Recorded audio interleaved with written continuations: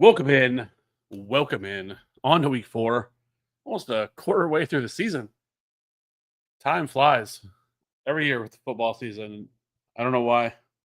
It always seems that way, but it just flies by. We wait for it, wait for it, wait for it. It finally comes.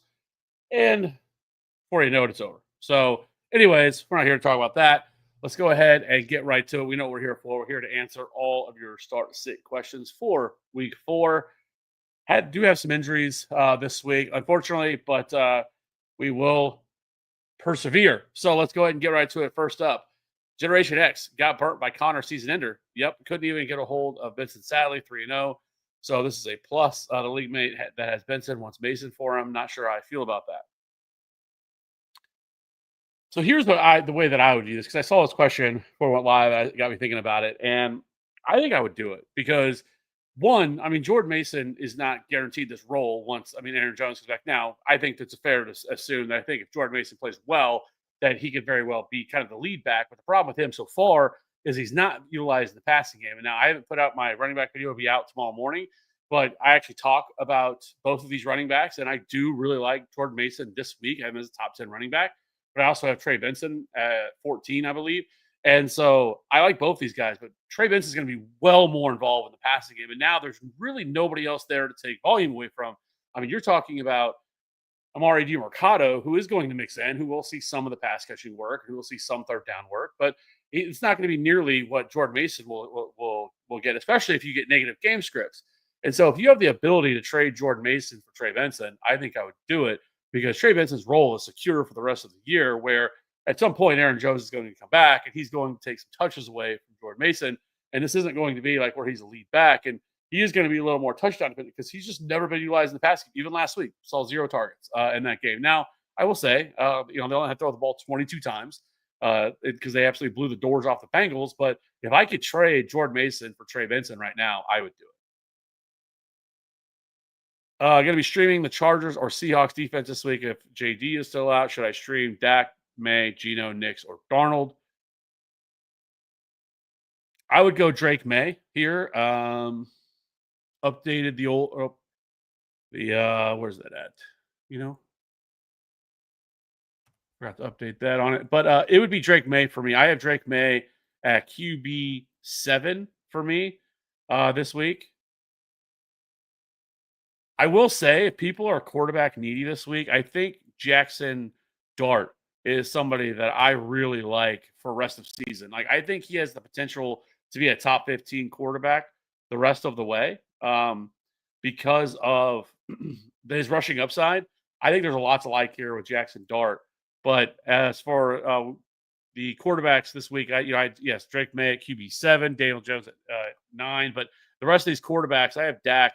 I'm not really that excited to play Dak this week. I have him at QB19 with CeeDee Lamb out against the Packers. Geno, don't mind him. I think he's a top 15 play this week. Bo Nix, he has not looked good so far through the first 3 weeks of the season. Now, I will say, obviously, the matchup this week is against the Bengals. And so, he definitely could get right in that spot. But I also could just see them leading on their defense and really just running the ball the entire time. And Sam Darnold, I have at 22. I could probably have him a little bit higher, but don't mind him as a play.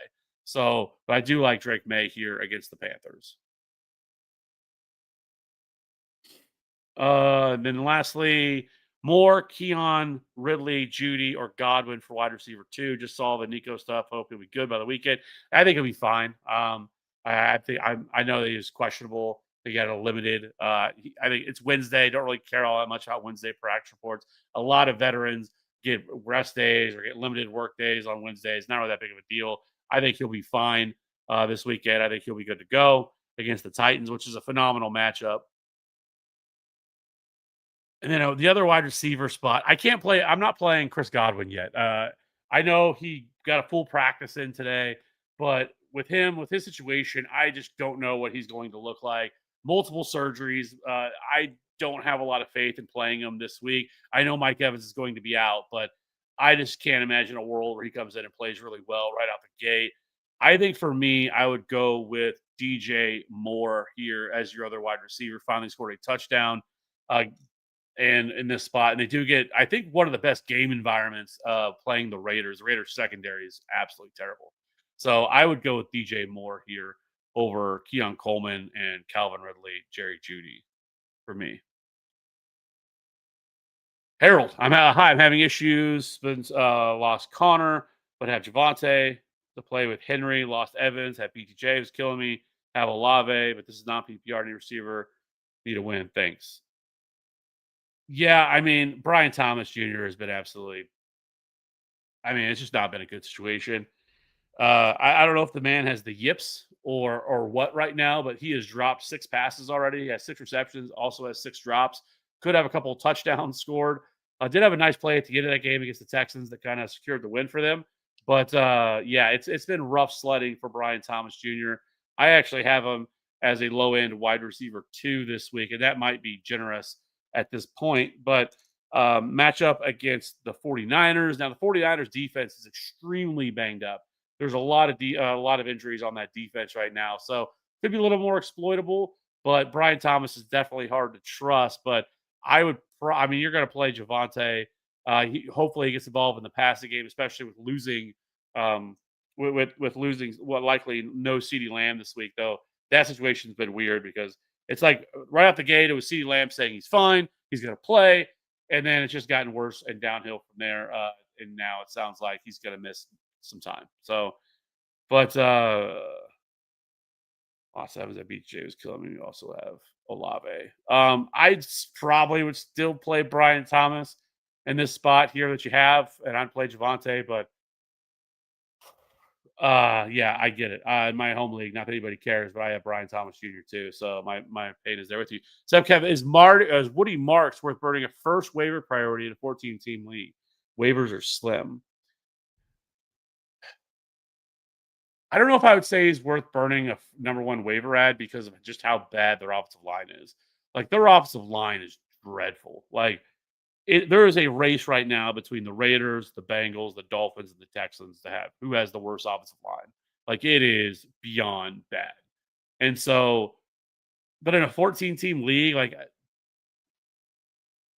it just it worries me to burn that because I mean we could have an injury, but again, 14-team league, most of your backup running backs are gone.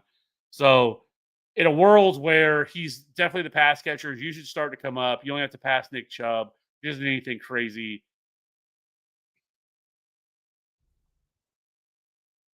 I guess I would strongly consider it because I think there's a world where by midseason that he is the lead back here, and those guys are hard to find. So I don't hate it, especially in a 14-team league. Daniel Jones or Fields? Yeah, it's going to be Daniel Jones for me. It is close. I like Justin Fields um, against the Dolphins. I don't know why it's escaping me, but Daniel Jones, my goodness, has looked phenomenal now through 3 games. Like he has just been on a heater. This offense looks really good, and now they get to play the Rams. Now the Rams, their front 4 is really good, but I will say that Cole's offensive line has been excellent so far to start the year. And if you can hold up in coverage and you can limit their ability to get to the quarterback, then you could pick them apart because the Rams secondary is not very good at all, and it's easily exploitable. They've also had injuries. Killer Witherspoon is out, and so Daniel Jones, I think, as long as the protection can hold up here, Daniel Jones can pick this defense apart and have another really big day, which is crazy. But we've already seen him do it to the Broncos, which I think a lot of people didn't think the Broncos or he was going to be able to do that against the Broncos, and he absolutely went out and had a field day against them. So this offense just looks really good right now. Full PPR, should I flex Scadaboo or Golden? I would go with Scadaboo. I kind of talked about this situation with Scadaboo. I will say though the Rams' run defense has been really good this year, but the only thing that worries me with Scadaboo now is the only thing that's a negative with Jackson Dart taking over is we know Russell Wilson is like an elite check down guy. Like he's going to check down to his running backs a ton. We saw it last week against the Chiefs. They get like 9 targets or 7 targets once he came in. I can't remember which it was either 7 or 9, but we will have to see what it's going to look like with Jackson Dart back there and how much he utilizes the running backs in the passing game. But with the other option you have is Golden, who is extremely hit or miss. Now I'll say it's a great matchup against the Cowboys, but they just seemingly are just sending him on go routes. And that's really all he's really doing. He's not really doing a whole lot other than that. So it makes him harder to trust. So I would still go Scadaboo here because we know he's going to be the lead back. Chris, hope you're doing well. Would you start either Pittman or Golden over Tyreek this week at full PPR?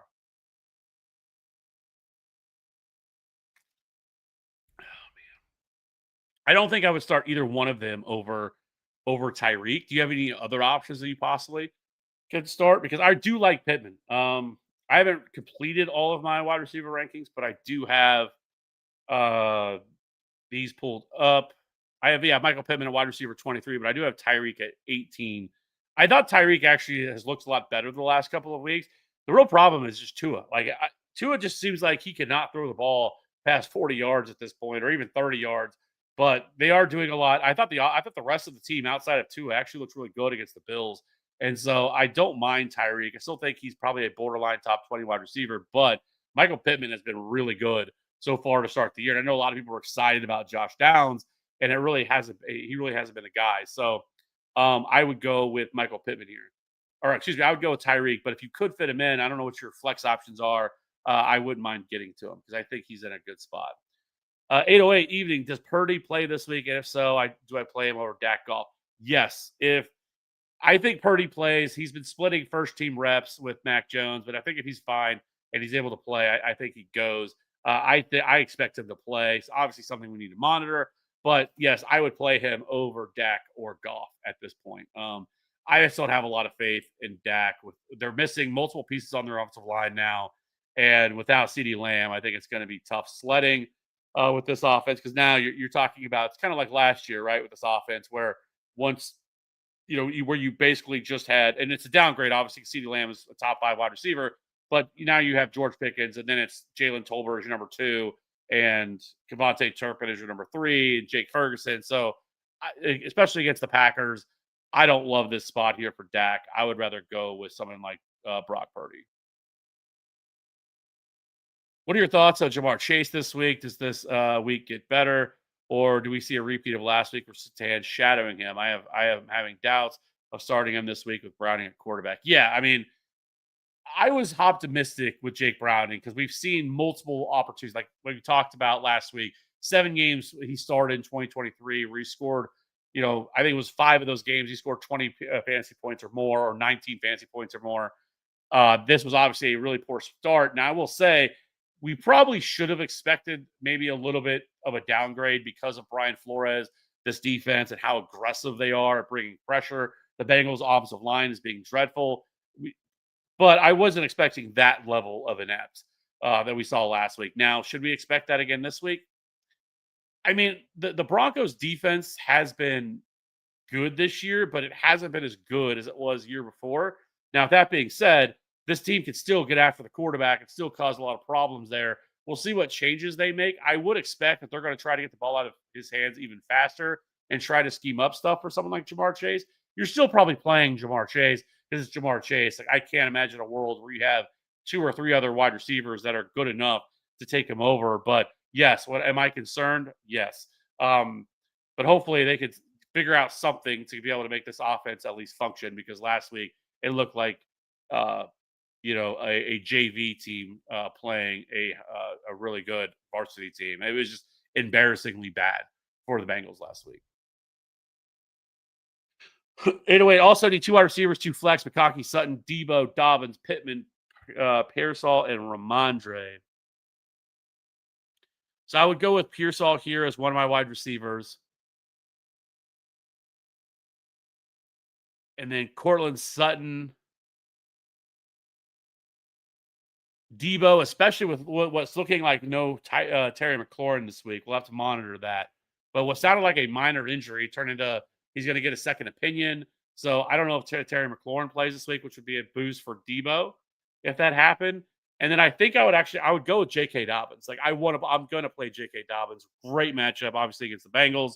But J.K. Dobbins is a top 20 running back for me this week. So I would go with Sutton, Debo, Pearsall, and Dobbins would be the 4 that I go with there. Will, pick one for our flex: David Montgomery, Juwan Johnson, Cooper Kupp, Keon Coleman, or Tyquan Thornton. See, this isn't a great matchup for David Montgomery. I mean, the Browns defense has been lights out, especially the run defense has been phenomenal. I mean, outside of the one game against the Ravens where they threw for 4 touchdowns in that game, every other defense, every other team they played, they've shut down. And like, it's hard to trust someone like David Montgomery in this spot. Cooper Kupp has the one game with a decent target share. The other ones, he hasn't really been, I think, no more than 2 targets in each of the other games. Keon Coleman, super inconsistent. I don't expect the Bills to really get pushed here in this game against the Saints. So I don't love that. And then you have Tyquan Thornton, who looks like the Chiefs' best wide receiver at this point right now. Now, I will say Xavier Worthy's supposed to be back this week. He back practice in full on Wednesday. It's a good sign. I think a big point of contention and why they that he didn't play last week was because they felt like they could beat the Jets and they didn't need him to play. But I would expect Xavier Worthy back in this one. The Ravens' defense has been terrible so far through the first 3 games of the season. Tyquan Thornton, super boomer bust. Could he get there? Yeah. They've been really featuring him downfield. I think if it was me here in this spot, I would probably go with either Juwan Johnson because he has seen 9 or more targets in all 3 games, super involved, or I would go with Tyquan Thornton and hope for the best. Like if it was anybody else that David Montgomery's played, it would be easily David Montgomery. I think we forget how good David Montgomery is. Yeah, he could still fall in the end zone once or twice. Definitely possible here, but it just really hate the spot against the Browns defense has just been awesome so far this year. Do we trust Hunter Henry in a flex over my current players? I wouldn't play him over the guys you already have. 808, like the other players you listed. I like Hunter Henry this week.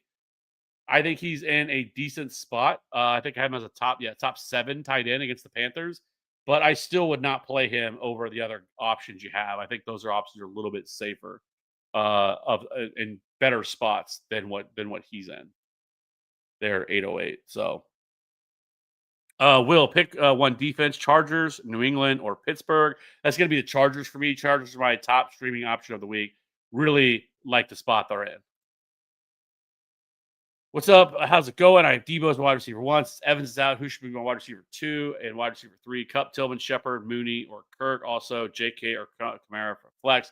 It's going to be JK Dobbins for me in the flex for sure. Like him over Kamara this week against the Bills. Now, I will say, I mean, the Bills' run defense hasn't been very good this year, but they haven't been utilizing Alvin Kamara in the passing game. He has the one game of 5 or 6 targets. The other 2 games, he's seen 2 targets in each of those games. Like even last week, whenever they were getting their heads kicked in by the Seahawks, he was not utilized at all in the passing game. And it's been super frustrating because that's really where I think he shines. And so I think if it was me, I'm definitely going to go J.K. Dobbins here. And then my wide receiver 2 and 3,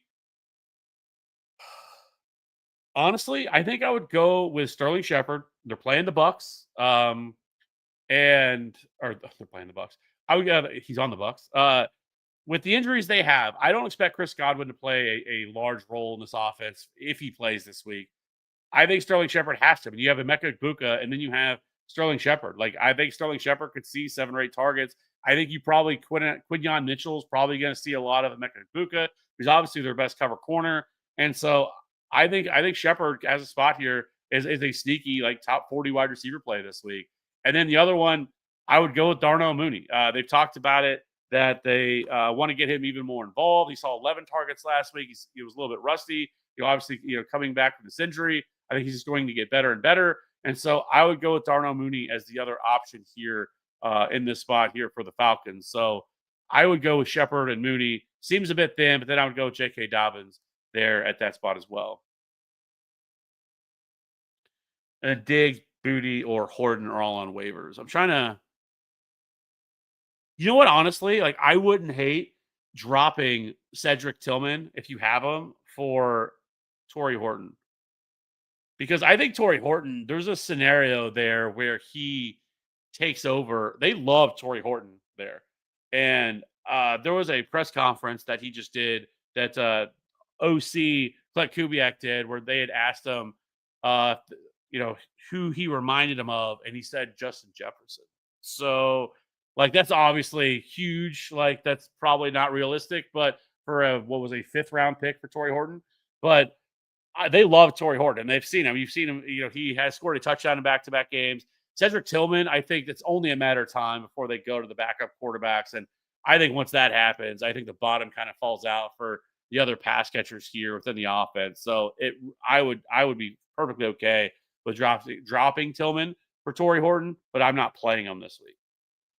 Joey Sly or Will Reichert. Will Reichert's top 10 tight end for me top 10 kicker for me this week. Did a video on it. He's one of my favorite streaming options this week. Will Reichert would go there. Keenan Allen or George Pickens, PPR. This is tough because I like Keenan Allen. I've got Keenan Allen, I think, at wide receiver 19, but I have Pickens at 15. There's not very many options to throw the ball to here within this offense. Now, I respect the Packers defense. Packers defense is very good. They've done a very good job of limiting opposing wide receivers, but George Pickens is seeing like a 50% target share inside the red zone. Like, he is definitely the guy they look for down inside the red zone. No CeeDee Lamb. They get at least a full week of being able to prepare and game plan without CeeDee Lamb. I think that changes things. Like, we see a lot when these wide receivers go, especially early, where you probably built a lot of your game plan around CeeDee Lamb. And then when CeeDee Lamb goes out, things tend to go awry. And so I think George Pickens, though, probably sees 10 plus targets here from Dak Prescott. So I would still go George Pickens here over Keenan Allen. But is there a way you can get him at both into your lineups? Because I think they're both should be in consideration. Should I start Jonnu, Strange, Schultz, or Chig? This is going to be Britton Strange for me against the 49ers. I have some hesitation, mainly because the 49ers, they still have, Fred Warner, they do a really good job against opposing tight ends, but they're of the other guys you have here, I think he's just probably in the best spot and the best option. Your thoughts on Tyquan this week so he's still going to be out there quite a bit because Hollywood Brown, I think at this point we can all agree, is not anything to worry about. And I would bet that Xavier Worthy's probably not going to run like a full complement of routes or a full complement of snaps. I think that he will be utilized a little bit more sparingly right out the gate, coming off this injury, trying to protect him, where Tyquan Thornton is going to continue to play the role that he's played. And he's earned the opportunity now. I think there's been a lot of high praise coming out of Chiefs this week about Tyquan Thornton, and he's going to continue to see deep balls. And with how bad this Ravens defense has been, I think Tyquan Thornton is like a top 40-ish wide receiver. And so depending on what you're looking for, there's a lot of upside here with him. I don't mind him. Yes, I would drop Dak for Dart. We have to Jackson Dart is a good. I think he's going to run the ball quite a bit. Like, it's not going to be like Lamar Jackson type of running, but I think you're going to see him get 5 or 6 carries or 5 or 6 design runs a game. Like, I think that's in the range of possibilities for him. It is preseason, but it's still noteworthy that in the preseason he went like 36 for 45 for 380 yards, 3 touchdowns, no interceptions, had 6 carries, I think, for 70 yards and another score. Like, Jackson Dart, I think it's shown you have Malik Neighbors, so he's not entering a spot where it's like a terrible offense, right? Andrew Thomas getting back, I think, is going to help. But I think I really do think I think Jackson Dart could be a top 15 quarterback for the rest of the season. Like, I went out and picked him up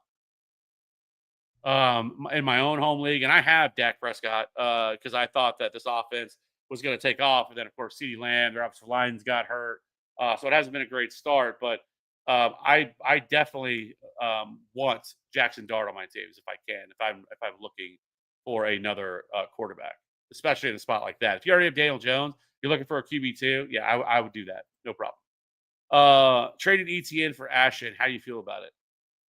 I like it. Talked about Ashton Jitsi on the running back video that comes out tomorrow, but the Cliff Note version is their offensive line's been terrible. They've had a really brutal run out of games. I mean, all 3 teams they have faced so far have been our top 5 to 10 bottom in terms of allowing fantasy points to opposing running backs. The Commanders and why can't I think? I don't have my notes up for it, but the 3 of the teams they faced. Let me pull it up really quick. The Chargers. The Chargers Commanders are top 5 and allowing the fewest fantasy points to running backs. And the Patriots are top 10. I think they're like 10th or 11th, something right around there. There's been a really bad run out, but I will still, it doesn't change the fact that he's not being utilized in the passing game, which is a problem. I don't know why they're not utilizing him in the passing game, even as just an extension of the run. Like, get him out in space, because we've seen it once he gets into space and once he gets past the offensive line, that is terrible. That you could see the game breaking ability that he has, the tackle breaking ability he has, the elusiveness that he has, but he is just never given an opportunity because the opposing defense is already in the backfield by the time he touches the ball.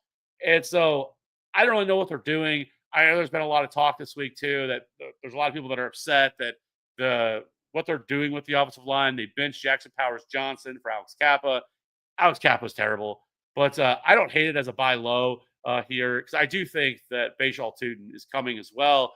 I don't think ETN holds up like he started all year, and so I like it as a buy low. I mean, you cashed in on somebody who probably spent a first, early second round pick for a player that you drafted in like the 10th or 11th round, and now you turn that into something like that. So the risk is gone for you. So I love that for you. Swabby JP, is Evan Ingram droppable? Yes, I've been saying that now for 2 straight weeks. Evan Ingram is 100% droppable. He was never somebody that I was on heading into this year. I don't think that he's very volume dependent. Whenever he was with Jacksonville, I mean, he was being fed targets, and now that's not going to be the case in Denver. He's not explosive. He is a short, intermediate route type of tight end. He's not something they're going to be looking for in the red zone either. And so he is easily droppable. Like, he does not need to be on anybody's roster. Carter at chat got offered London for Swift. Running backs Kyron Williams, Benson Swift, wide receivers Chase Evans, Pittman, Gold. Absolutely, yes. I mean, that is an awesome buy low situation right there. If you get, I know Drake London hasn't been great, but I don't care. Like, he's going to figure it out. They're going to figure out this offense. There's way too much talent here for this offense not to figure it out. I was wondering if maybe they would even consider, giving Kirk Cousins another shot, another year removed from that injury. But Raheem Moore shot that down pretty quickly today. I think someone got kind of asked about it in the media, and he basically said, no, he lost his job last year to Michael Penix. We're not going back to him. So that got shot down pretty quickly. So anyways, either way, I still think they kind of figured it out. Carlos, trade Swift for Herbert. If you need a quarterback, sure. No problem doing that. Justin Herbert, I think, easily top 6, 7 quarterback rest of the season. So I think it just really depends on, because like with Swift, like talked about it in the video again. I'm just giving away all the stuff I said in the video. But with Swift, like, his role is awesome. Like, he is a workhorse, 12% target share, running 52% of the routes. We love all those things, but he's not producing. He's scoring. He's RB24 in fantasy points per game right now. Like, and that's kind of what he was last year. Like, he's not great. And I wonder if there's only a matter of time before they start to really give someone like Kyle Monangai or Roshan Johnson more opportunity. That's what worries me. So if you need a quarterback and you want to go get Justin Herbert, I don't hate it. But it would also really depend on what other running backs you have, or and what would it leave you with. Woods Girl, PPR League offer of Drake London for Mike Kenneth Walker, yes or no? Running backs Bijan, Kyron, Chase Brown, Corum, then Rome, Devontae Smith, T-Mac, A.O. Manor, thanks.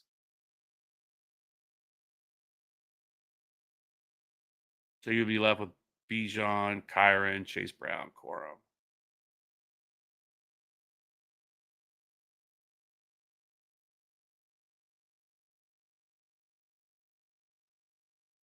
That makes me nervous because with Chase Brown, my goodness, I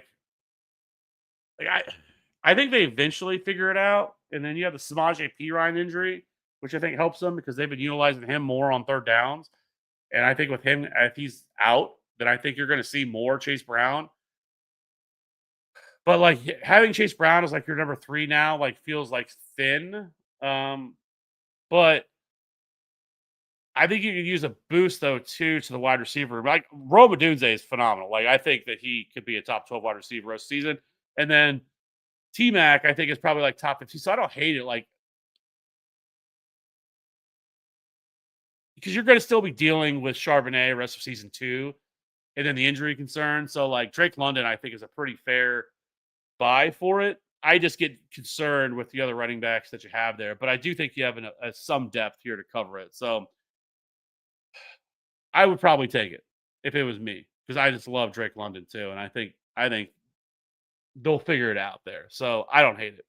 I just get a little bit concerned with the rest of your depth at running back. AJ Brown and Paul for CD Lamb, JSN, and Cup. Yes or no? It's supposed to be Puka.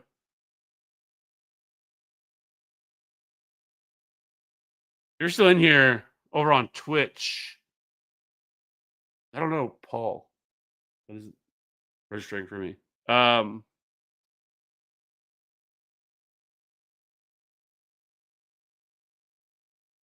If that's Puka, my answer would probably no. Because there's no way I could trade Puka Nakua. I think Puka Nakua, if he stays healthy, is the number one wide receiver rest of the season. Like I think he's gonna be the number one wide receiver this year. He hasn't even scored a touchdown yet, and his numbers are phenomenal. Let me know who that player is, because that I'm not sure who that to be able to answer that. But I think I would still say yes, even though CeeDee Lamb's going to be out for 2 to 3 weeks. What's 2 wide receivers would you start? Metcalf, Pickens, Jameson Williams, Travis Hunter, Darnell Mooney. Which 2? So you're starting DK Metcalf and George Pickens.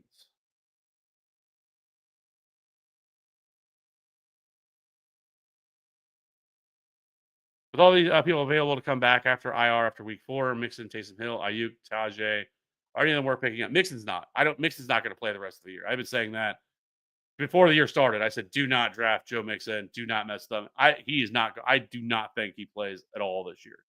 There's been absolutely no report about him. And every time they've talked about him, it's all in like past tense stuff. Like it's not like well, once we get him back or anything like that. Like I do not think that Joe Mixon is going to play this year. Could change. I don't want to say it's 100%, but I would lean heavily that he doesn't. I think that if I was going to pick anybody up here, it would be Brandon Ayuk, because I think at least second half of season, especially starting off slow, I think there's a real chance of that. But I think by probably week 10, 11, he probably starts ramping up and looking like Brandon Ayuk again.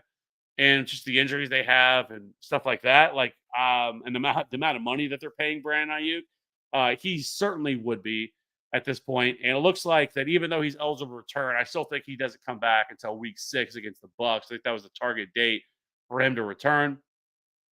And then Tajay, I think there's a real shot the Titans end up trading Tony Pollard. They can get out of the contract pretty easily. He's cost prohibitive, and there looks like they're starting to do a little bit of selling pieces off. And I mean, this team's obviously not going anywhere this year. And so Tajay Spears could actually be, once he gets back from injury, like if they look to move, which some teams definitely need some running back help, wouldn't shock me if someone like Tony Pollard got moved from the Titans, which would clear the room for Tajay Spears, who's super explosive, could end up being the lead back. So Brandon Ayuk and Tajay Spears would be the 2 that I would want to stash. Corey, flex one, Metcalf, Johnston, or Worthy. It'd be DK Metcalf for me. I don't mind Quentin Johnston here in this spot that they have this week. But I would still, at least in this, I would lean DK Metcalf here in this matchup. But it is close because Quentin Johnston, and I will be the first to say, like, I am quick to call myself out, like if I'm wrong on something. And I don't want to say that like I hated Quentin Johnston, but like I was skeptical after the week 1 big spot that he had that this was sustainable, because 1, I didn't think they would throw the ball as much. I thought maybe they threw the ball in week 1 just because they were playing the Chiefs and they were trying to be aggressive. But now, I mean, we're through 3 weeks and they've continued to throw the ball at a really high rate. And honestly, Quentin Johnston has looked phenomenal. Like it looks like he's finally figured it out. Last year he wasn't terrible, but he had a lot of time. Like there was a lot of situations where he went back to looking like Quentin Johnston, where he's dropping passes and just didn't look great. But this year, I mean, through 3 games, I mean, he has looked phenomenal. And so, like, there's a lot to like here. But I do think Lad McConkey eventually he's kind of been the odd man out here. But I think some of that changes here too as well. So I would go DK Metcalf. 2 would be Quentin Johnston, though, for me. Corey Agbuk is still the main targeting with Godwin back. Yes. Like I said, I don't think Quentin Johnson, or I don't think I don't think Chris Godwin, excuse me, is going to be very involved. He is coming off a major multiple surgery injury. I think it's going to be a while before Chris Godwin, even when he comes back, looks like Chris Godwin, unless he has just had miracles done on him. Every player that's come back from the thyroid surgery that he had over the summer, which was the second surgery that he had, or the second thing that he had done, because suffered another injury over the summer, the first like 6, 7, half 8 weeks, you've seen them come back. They do not look like anywhere close to the player they were. Look, Mark Andrews last year, the first 7 or 8 weeks of the year, because he had a tighter up surgery. Tony Pollard, when he was back with the Cowboys, same thing. Like the first 8, 9 weeks of the season, Tony Pollard talked about it. Like he just wasn't the same. He didn't have the same explosiveness, same power, the same explosiveness, agility, all those things coming back from that injury. And so I would not expect Chris Godwin to look anywhere close to being that guy. And so, like Buka, I still think is 100% going to be the number one wide receiver while Mike Evans is out. Jimbo, Mariota, Fisher, or Mariota, Smith, or Fields, assuming they all play. If Jaden Daniels is out another week, I would have no problem against the Falcons playing Mariota again here. Looked really good last week, rushing upside. And then two would be, but I would, well, if Justin Fields play, I would play him over Justin Fields. Like, excuse me. I would play Justin Fields over all of them just because of his rushing upside. Great matchup against the Dolphins. The Dolphins defense is not one we should be worried about. So I would actually go Justin Fields here. Excuse me. I would go Fields, all of them playing. I would go Fields, Mariota, then Smith, but all of them would be like top 15 options.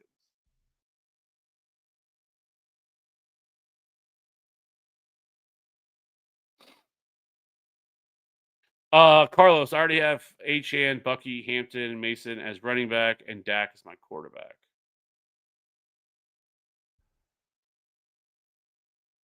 There's a question with that. Oh, trade Swift for Herbert. So you have Achane, Bucky, Hampton, and Mason. Oh yeah, for sure. Never mind then. Easily, Carlos. Easily, we're doing that then. You are in great spot.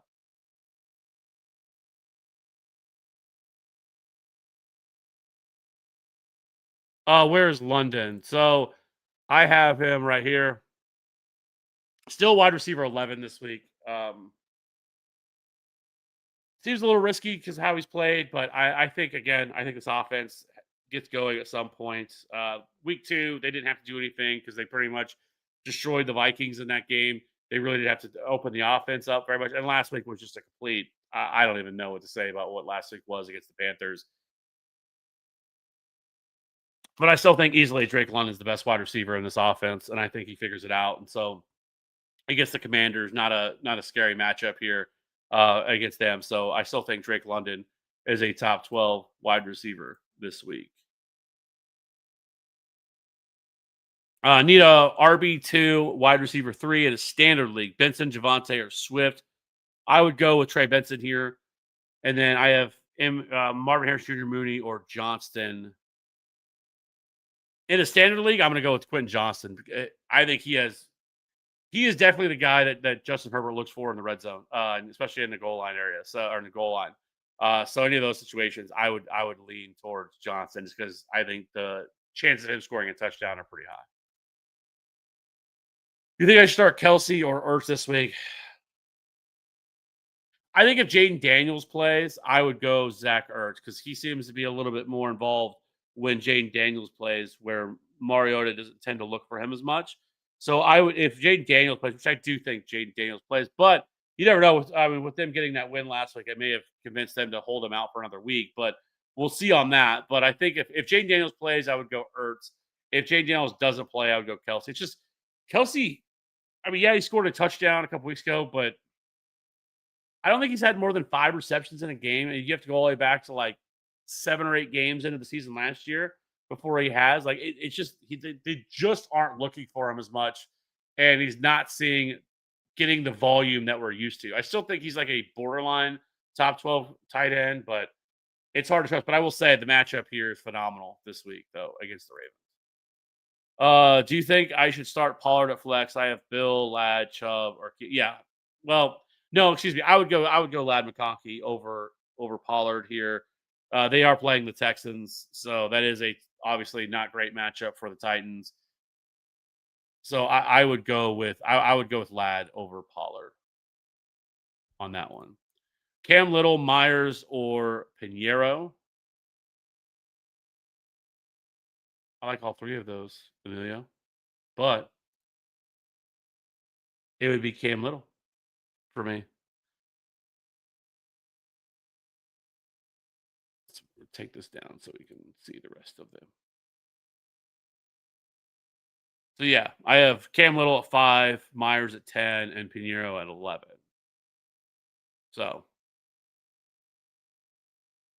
yeah, Cam Little's so good though.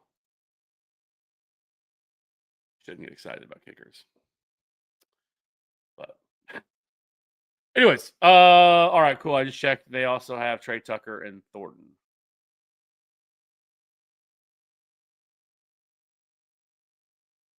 Okay.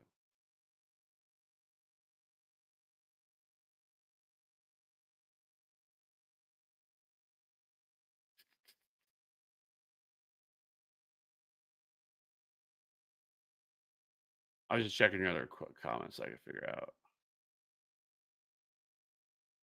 Oh yeah, because I said to drop Tillman for Horton.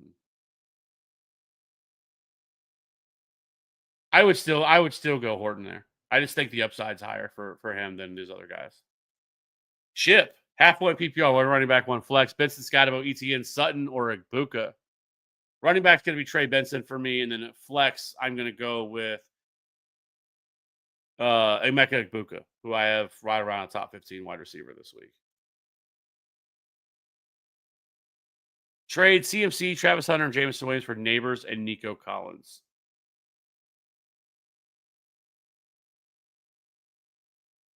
What would you be left with at running back if you did that? Like, I don't hate it because again, you're getting two top 6, top 7 wide receivers out of the deal. The Hunter and Jameson Williams thing, I think is fine. Like Jameson Williams is more like especially now within this offense and the way they're kind of utilizing him. He's more of a boomer bust, like wide receiver 3/4, just kind of the way they're utilizing him. Travis Hunter, I feel like at some point, right, they have to get him going. Is it really going to be Parker Washington and De'Ami Brown that's going to be seeing all these targets? I just can't imagine if that happens. That I would guess that Liam Cohen's going to be fired by the end of the year if that's the way this keeps going.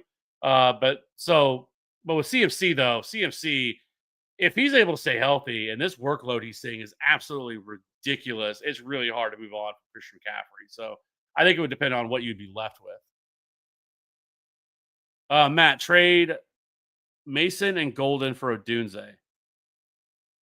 My question for you and this one would be, what are you left with? What are your other running backs? But I would assume that Mason is just somebody that you've probably had because you drafted the 9th or 10th round. You're great. I would do that for sure. Like if Dunze, like I said, I think is a top 15 wide receiver the rest of the way. Like I think he's locked in. Again, not that I think it's likely because we talk about this all the time, but I think there's a chance that DJ Moore is moved by the trade deadline. But on the surface, yes, I'm doing that. These of these halfway PPR, who do I flex? Kamara, Sutton, or Benson? This is easy for me. This is going to be Trey Benson, top 15 running back for me this week. Joe, non PPR, pick 2, Chase Brown, Swift, Henderson. Oh.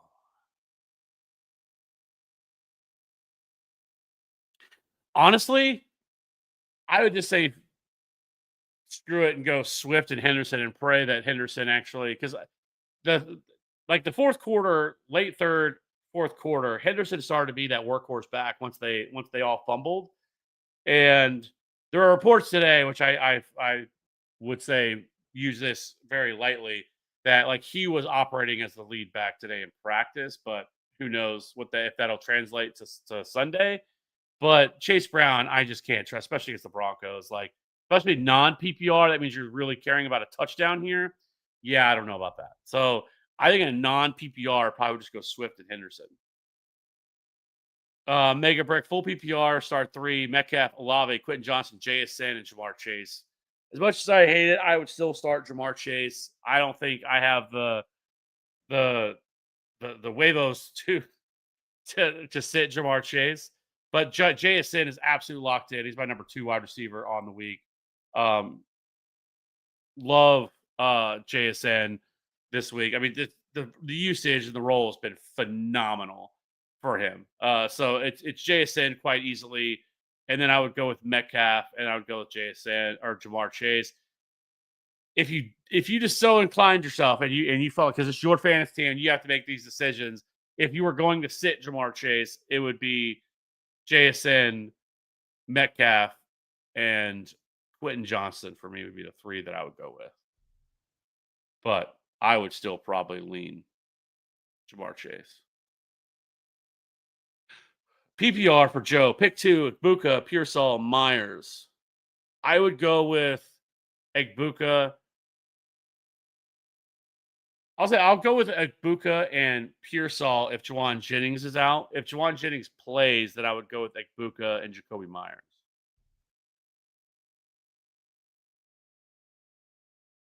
Trade BTJ for Benson. I think if you need running back help, like I don't necessarily hate it. Obviously, BTJ was supposed to be phenomenal and was supposed to be the stud. I thought he was going to be, but there's just so many things going on with this team. Like, do I think he figures it out? Probably. Like, do I think that he gets back to being somewhere similar to what he was last year? Yes.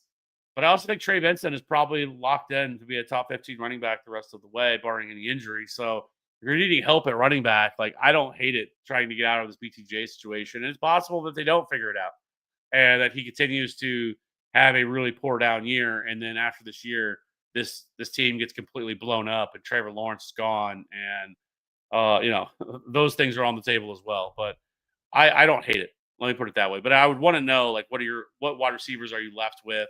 What do you have at running back right now? Like, is it needed? Crazy starting Golden versus Dallas over Higgins. No, it's not crazy. Like, I think ceiling wise, Golden is probably in a better spot because it's a phenomenal matchup for them. I mean, the Cowboys' pass defense has been shredded by everybody. They just made Caleb Williams, look like Peyton Manning out there last week. Like, their defense is horrific. And so, like, I don't hate it. But again, it's super risky because he really just hasn't been involved. Like, everything they're doing with him is just these deep routes, these deep go routes. They're not asking him to do anything other than that. And so I will say it's a little more consolidated from last week. It was basically him, Romeo Doubs, and Natavian Wicks, but the offense just couldn't do anything or get anything going. But I think ceiling wise, Golden is probably the better play over Higgins, but Higgins is probably also not going to see the shadow of Pat Surtain that Jamar Chase is going to see. So, but yeah, I that's the way that I would look at it. Also, sit Pacheco plus Illick for Judy B-Rob today to secure my CMC handcuff just with all these injuries flying around. I don't hate that. I'm a big LKO Manor stan for sure, but I don't hate that at all. Like, I think that's fine. Pacheco looks like he's dust, and the more and more you hear, the more and more it sounds like there's a real scenario the Chiefs end up trading for a running back at some point before the trade deadline hits, just because of how bad this running game is. Like, they legitimately have the worst running game in the league right now, outside of probably the Bengals and what's happening with them, but in terms of everything else, the Isaiah Pacheco has been horrendous. Divas question, please. Commanders, Bills, or a sneaky good Jaguars defense? San Francisco, their defense has great numbers. They do, but I'll also the Jaguars have had like not a terrible matchups either. I mean, they played Houston, which is their offense is absolutely dreadful. I mean, for Jacksonville, it just hasn't been like they haven't played a ton of great offenses so far. I would probably lean if it was me. I would lean the Commanders. I think they're one of my favorite streaming options this week. They've actually done a pretty good job of getting after the quarterback. The Falcons are missing multiple offensive linemen, and the Falcons' offense in general just hasn't looked very good. So I probably would lean the Commanders here over them. But I think if Purdy plays, or excuse me, if Mac Jones plays, I probably would then have feel a little bit better about going with the Jaguars over. But if Purdy plays, then I would not want to play the Jaguars defense against Purdy. Should I trade Bucky for Rome? My wide receivers are Pickens, Keenan, BTJ. My RB1 is Saquon and Javonte Williams. Would replace Bucky. No, I think you should be able to get more for Bucky Irving. To be honest, I mean Bucky Irving is like a top 7 or 8 wide or running back. I feel like that somebody's trying to sell high on you with Rome, and I love Rome. Like I said, I think he's a top 15 wide receiver the rest of the year. But don't get it twisted. Javonte stuff. I mean, as much as I love Javonte, that is a big risk to expect that he's going to continue to do what he's been doing the entirety of the season. And so, where Bucky, you feel really good about how he's going to play the rest of the year. I would not do that. I would be asking for more than just Rome if I was going to be giving up Bucky Irving. To be honest with you, because I mean, then and I get it. Your wide receivers are Pickens, Keenan, BTJ. Like if you were going to do something, like if I was going to do something and trying to get another wide receiver, I would actually try to trade Javonte before I try to trade Bucky Irving. With the way Javante's played and the numbers he's put up, I think you could get something for him. Like you don't have to go out and swing for a home run when it comes to, in a trade. I know a lot. That's what we like to do. We like to go out and hunt for stars, but sometimes getting another solid wide receiver too. And honestly, I would ask you, what's your record right now? Because we are entering the territory of trading for Rashee Rice. Like this is the prime time. Like if you're 3-0 right now, I don't know what your record is. I would just guess by the players you have, you're probably not 3-0. But I don't know. It depends on your matchups. Like if you're 3-0, 2-1, if you can withstand it, I want to go trade for Rashee Rice because when he comes back, he's got to be a top 15 wide receiver rest of season, like easily. Could be a top 12 wide receiver rest of season. And so, like, we're getting to that point, especially after like this week, that I would have no problem with going out with 2 weeks left in a suspension, trading for Rashee Rice. But I would rather not trade Bucky. I would rather try to trade Javonte. Who can I package to get Justin Jefferson? Running backs, JT, Kyron, ETN, Pollard, Corum, Jamar, Egbuka, Sutton, Keenan, DJ Moore, Bateman. 12-man, 3 wide receivers, 2 flex.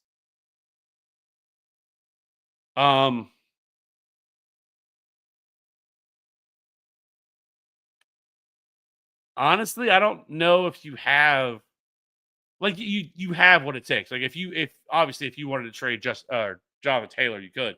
I certainly wouldn't. Jonathan Taylor looks like the best running back in the league right now with Daniel Jones under center. Like he's looked phenomenal so far. So I wouldn't want to do that. And Kyron's obviously not enough. Like you could package Kyron, I guess, but like then what is it going to leave you with once by doing this? Like I get it, but like I think you'd be better off, honestly, if like waiting for Jamar Chase to have a Jamar Chase like game and then trying to flip Jamar Chase than trying to go out and acquire Justin Jefferson. Because like I feel like the person would want probably Jamar Chase, if not more, because they're going to say that, oh, look how bad he's looked now, the quarterback, so his value is lower than what it should be. Like it might be like Kyron Egbuka or something like that to make it happen, and that might not even be enough. Kyron and Keenan or whatever, something like that, and then what it does, is it worth it for what it's going to end up doing to your team? Is the way that I would look at it. Caleb Williams or Kyler Murray? This is Caleb Williams for me. Caleb Williams is a top 6, 7 quarterback for me this week against the Raiders. Yep, definitely do that. Jelly of the month. My current tight end is Harold Fannin, PPR. Drop Fannin or Algier for Hunter Henry. My running backs are weak, and Algier is a lotto ticket. I could just stay put too.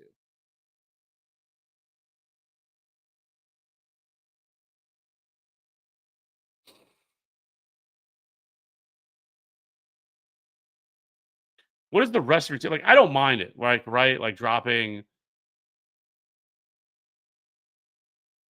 Like if I was going to drop somebody, it would probably be Harold Fannin. Like, I don't want to drop Tyler Algier because of what you said. Like the upside is significant there. If something, and he has standalone value because in games that they can control, he's like the closer for them. So I would, if I was going to drop say it would be Harold Fannin. Should I start Goff or Herbert? Easily Justin Herbert. Easily Justin Herbert. Made the mistake of pitching Sutton last week and started Wandale instead. Also started Worthy over Buka week 1, not knowing he would go off and Worthy would get hurt. Yeah, I mean that is like when we end up chasing chasing production versus, and I get it because Sutton hadn't played very well, but obviously went off last week. And I was nervous because I know on Sunday's show, I told a lot of people to play Cortland Sutton, and I was like, oh, hopefully this works out. Luckily it did. Full PPR or full PPR Superflex QB1 Herbert, Dak or Gino for QB2. I would go with Gino here against the Bears.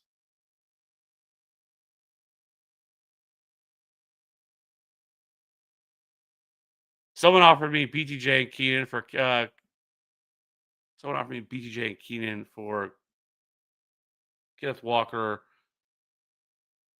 and Pearsall. I have CD out in Hampton and Cook for my 1 and 2.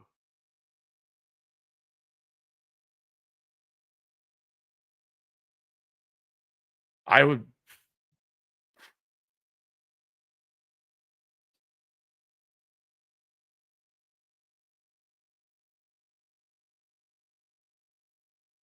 I think you could get a better deal than that.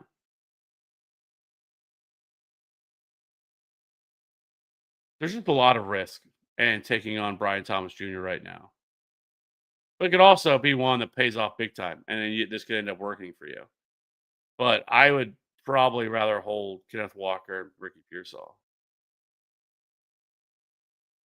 Mason is my RB4 right now. Let me go back up.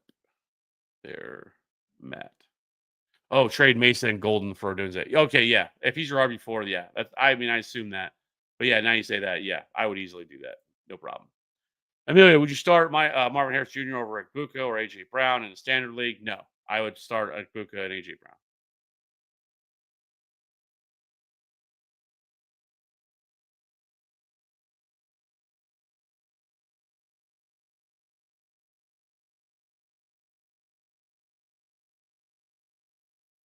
ETN in the 7th round, top 3 on rushing yards so far. Would you have taken a chance on him, even though he did awful last year? I mean, it's all relative to cost. I think that's all that matters in all of this. I mean, when at the end of the day, it's all cost.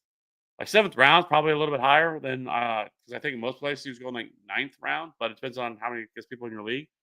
But no, I mean, I think it's worked out, but I also think he's probably a pretty good sell high because I don't know if it's sustainable for the entire rest of the year either. Tony, good evening. What would you recommend here? DK or Golden, Henry or ETN? DK for me, and then I'm assuming that's Derek. Is that Derek Henry? Because if Derek Henry, we're going Derek Henry. Not even no problem here. That's like Hunter Henry. I would go ETN over Henry if that's who it was. But if it's Derek Henry, there's no question we're going Derek Henry. Taking a help flex to PPR Swift, Chris or Chase Brown, Mark Andrews or Godwin.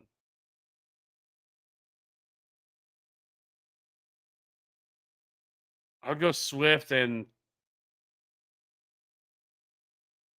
so Isaiah Likely supposed to be back this week. Kind of concerns me, especially against the Chiefs. Just historically, they've used a lot of Isaiah Likely in a spot like this and less Mark Andrews. And so I think I would go with Swift and Chase Brown, as gross as that sounds right now with Chase Brown. But especially with Samaje Perine, if he were to miss, then I think that he would just get. I think he would just get all the touches, kind of like how he was last year. And I think he would see a pretty decent target share. Chase Brown would, which is at least can get him by. Caleb Williams or Bo Nix, easily Caleb Williams. Who to drop for incoming? Godwin, Tootin, A.O. Maynard, DJ Moore, Diggs. So far, I'm leaning Diggs. Yeah, I would probably lean the same. I don't think things are going to change too much.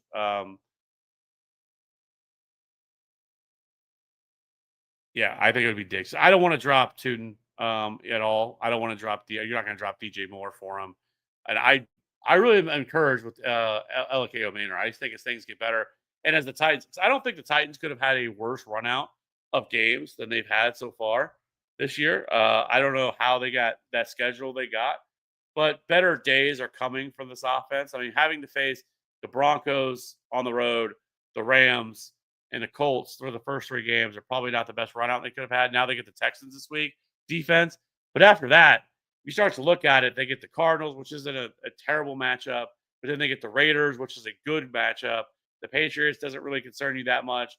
Colts again, the Chargers, which isn't great, the Texans again. Like there's going to be some spots here where we can attack this, with this. And so I think I agree with you. Yeah, Megan. Yeah, I totally agree. Just it's crazy because like everybody was so excited about this Bengals offense, like just positivity for obviously Chase, but I mean he won the Triple Crown last year, but T Higgins, Chase Brown, like Joe Burrow, like all these guys were like top 10 at their position or higher. Or with T Higgins, he was like top 15. And just to have this run out and have this happen has been brutal. To start, going to start Scadaboo and Junkins this week for a change. Brees or Monty at flex. I would go Brees Hall. Astro, hey, let's go. I just traded away Kamara, AJ, Javante, Hollywood, and got Henry, Dobbins, Adams. People saying I got fleeced, but I don't know how. I would agree with you. I mean, AJ Brown is obviously a stud, and now I'm assuming when you say Henry, you're talking about Derrick Henry. Um, yeah, okay. Now that you put it, okay. Just make sure. Yeah. So yeah, Derrick Henry, Dobbins, and Adams. Yeah, I think you did well, especially Devontae Adams too. Devontae Adams is seeing incredible target share too. It's such a consolidated offense, and Kamara, I mean, like I said, lost all of his passing games, so he's not as. And then Hollywood is useless. Really, maybe as early as this week. I mean, he's basically had the one game where he had 16 targets, and other than that, it hasn't really been great. But then if once Worthy comes back, and then once Rice comes back, he becomes pretty useless at that point. So that didn't worry me. Javante's obviously played really well, but I think overall, I mean, you obviously got the best player, which is always what you want with Derrick Henry. And then Devontae Adams has been really good too. I think he's like a top 15 to 18 wide receiver rest of the year. So you certainly did not get fleeced. I think you won this trade.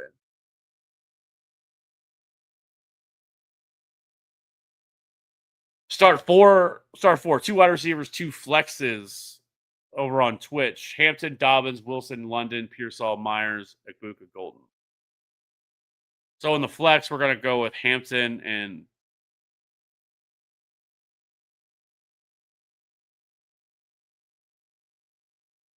Dobbins. And then the wide receivers, we're gonna go London.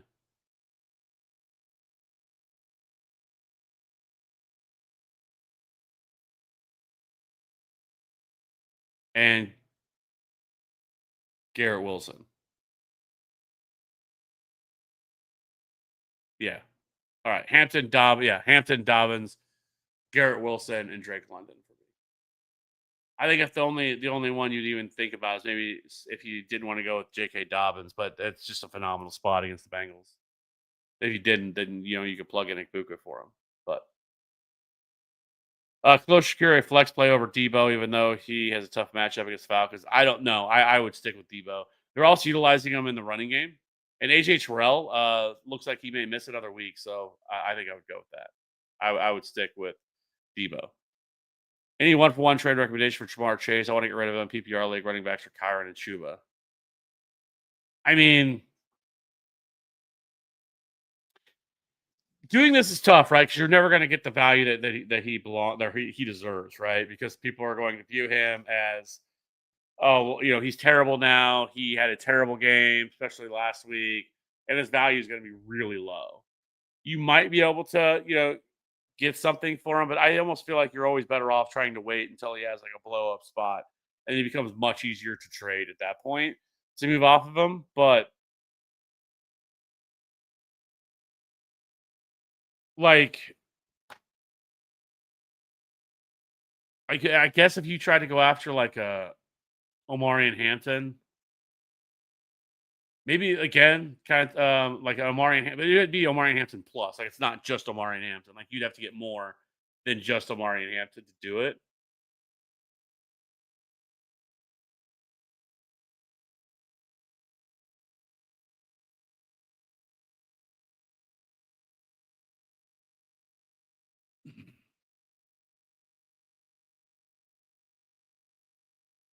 That's why it's so tough, honestly. Um,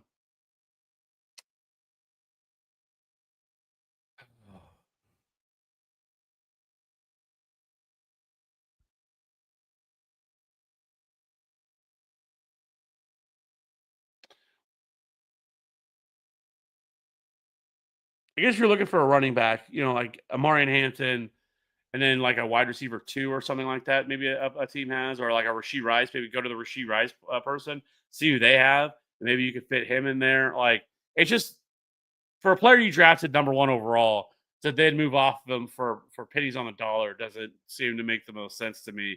Especially if they were, I mean, he's still Jamar Chase, and like I've said, like before with Jake Browning, it is one game, and I don't want to overreact to just one game that with Jake Browning right now. And so I would probably try to wait. I think is the best move you can take. I know I didn't help you out on that, but I just hate telling you to just move off, and especially a one for one. You're going to be taking a haircut on that for sure. Should I trade Juckins and Terry for BTJ?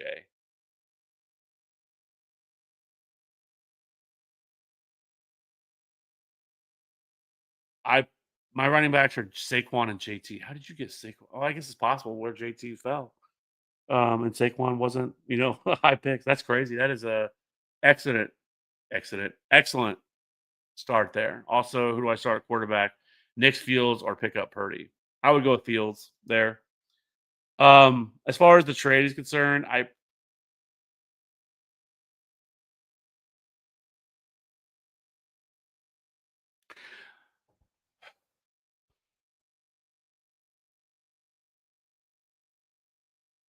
yeah, I don't hate it as a buy low, honestly.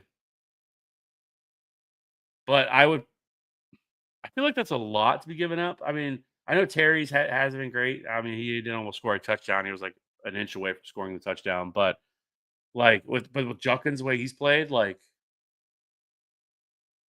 maybe try to get like an extra piece thrown in, like a bench running back or something like that. I don't know who they have, but like see if you can squeeze a little bit more out of it. Like nothing crazy, but like a bench running back. Like a I don't want to say Bashaw Tootin because you're already traded for a Jaguar, but somebody like that, like a bench back, Woody Marks or whatever that you might be able to fit into the deal. I think I would feel a little bit better about it at that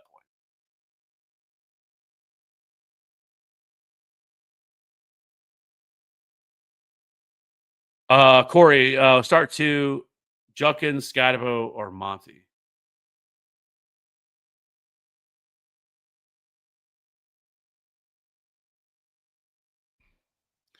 I guess with these options, I would go with Scadaboo and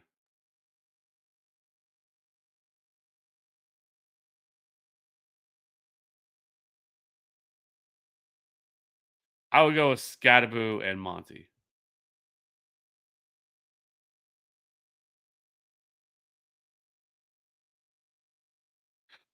Seemingly start Baker or stream a quarterback. Caleb Fields, 4 point passing touch. Would you drop Mark Andrews or Jawan Johnson to roster another quarterback? I don't mind starting Baker as I have him at 12, but I would rather pick up Caleb and play him. Um,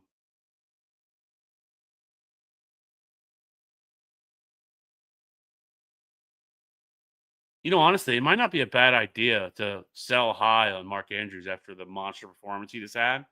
And there's definitely people out there that need tight ends. Like tight ends, the tight end position is brutal out there.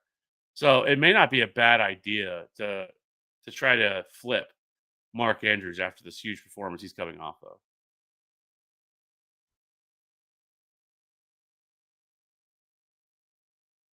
Just traded Pollard for Debo. What do you think? Yeah, I think that's fine. I think Debo is gonna be a pretty solid wide receiver 2 for most of the year, like, probably low end wide receiver 2, even when Jayden Daniels, they're utilizing him kinda like San Francisco did, lining him up at running back as well. I think he had 3 carries last week. So, did you have a graph for your running back rankings? Yes, I do. If you're wanting to know about Trey Benson, I have Trey Benson at RB14. I have Chase Brown, which you can barely see. He's hiding,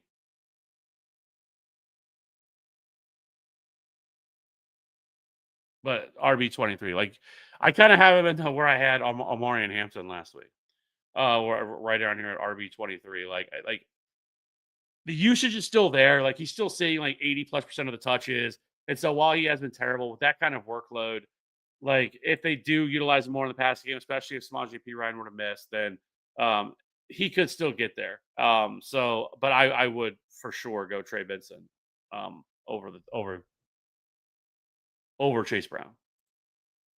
Going back and forth between DK and Devonta Smith, it's worrying that DK has a 19% target share, and it's like 92nd NFL separation. Also, the matchup where Philly throws versus the Bucks.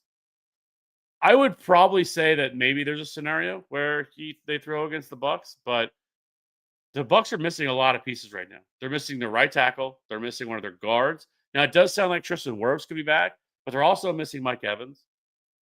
So they don't have Jalen McMillan. So it's Emeka Egbuka, who was on a pitch count last week, Chris Godwin, who's going to be on a pitch count for sure this week, and Sterling Shepard. Like, I don't know if this offense is good enough this week to be able to push the the Eagles. Because, like, as we saw, when you push the Eagles, they're definitely going to open it up. They're going to throw the ball, and they throw the ball well. I mean, they came back, 26-7 down in that game late in the third quarter to come back and win that game. But I don't know if there's enough here to push him. I would probably go with DK and hope that he scores a touchdown. But I get it.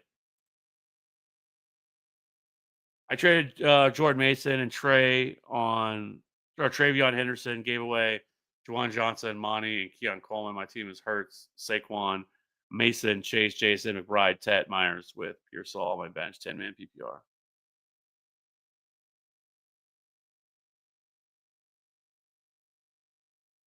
If you just acquired Jordan Mason and Travion Henderson and all you had to give up was Juwan Johnson, Dave Montgomery, and Keon Coleman, bravo.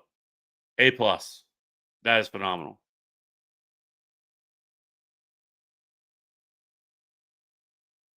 Any players you think I could trade away Swift for, having a hard time selling him? It's tough because, like I said, he hasn't really done a lot. I think he's averaging like 12 fantasy points per game, PPR formats, which is not good.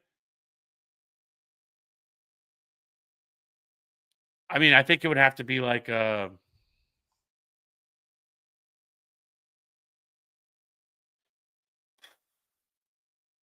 maybe a Jalen Warren, um, who's been really good. And honestly, shout out Walito. You are super high on Jalen Warren entering the year over on our Discord. If you're not there, you should. There's always stuff going on in there. There's questions all the time. But Walito, I know you are higher on Jalen Warren than I was, but maybe Jalen Warren, maybe a Quinshon Judkins you might be able to pull off. Somebody like a Travion Henderson, hopefully that they, because I do think eventually, like Travion Henderson, RJ Harvey, for example, both of those guys, I have to imagine by at least week 8, week 9, are the lead backs. So, like, buying low on one of those guys, I think you could do that as well. But understand that, like, as long as you're not needing like immediate production right now, then those are perfect guys I think to target. Or DeAndre Swift. Star one, Worthy, Coleman, or Trey Tucker. All good with Terry going down. Probably would go Xavier Worthy here.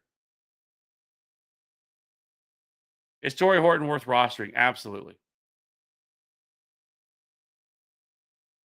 Um, I think in 12-team leagues and above. Like, I don't think like in 10-team leagues he's not something you have to go roster. But I think in 12-team leagues, yes. I think there's enough upside here that he could eventually take over as the number 2.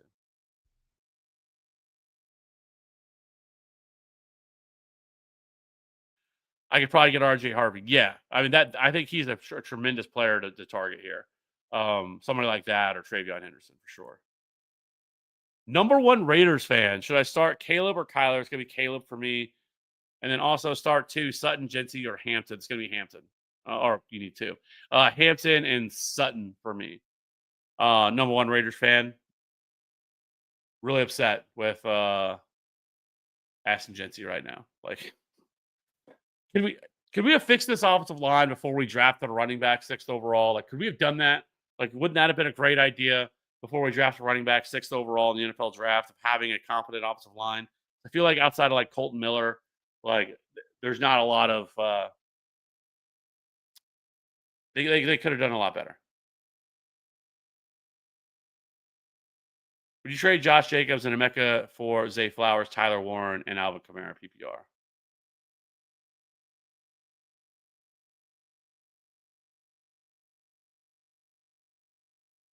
I don't think I would, honestly. I know that Zay Flowers, but it feels very. Well, we saw it last week where he kind of went away, right? And they tend to spread the ball out a little bit more, and so like, I don't think Zay Flowers is going to have quite the incredible target share that he saw last week. So, um, I love Tyler Warren, but Alvin Kamara scares the hell out of me. Though I do think, well, you're still in here. What do you think the chances are that Alvin Kamara gets traded? I think it's decently high. I just put it more at 50% chance.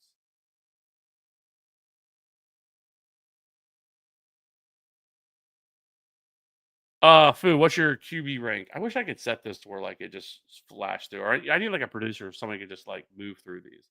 And also, I think I'm going to flip this because where the questions come up and it blocks. I think next week I'm going to flip it to the other side, um, where it's easily readable at every single time, so I don't have to do this. Kind of like how this is. Anyway, mental notes. These are my quarterback ranks.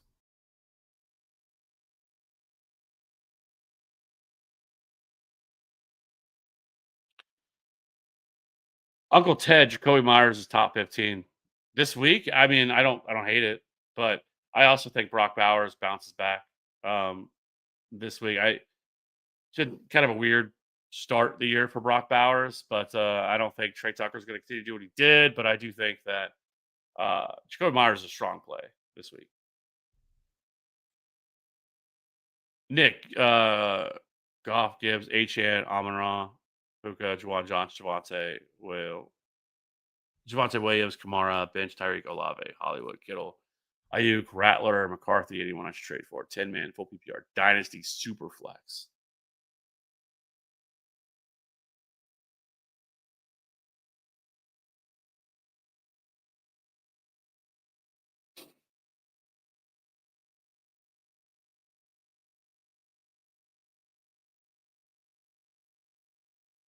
Mm,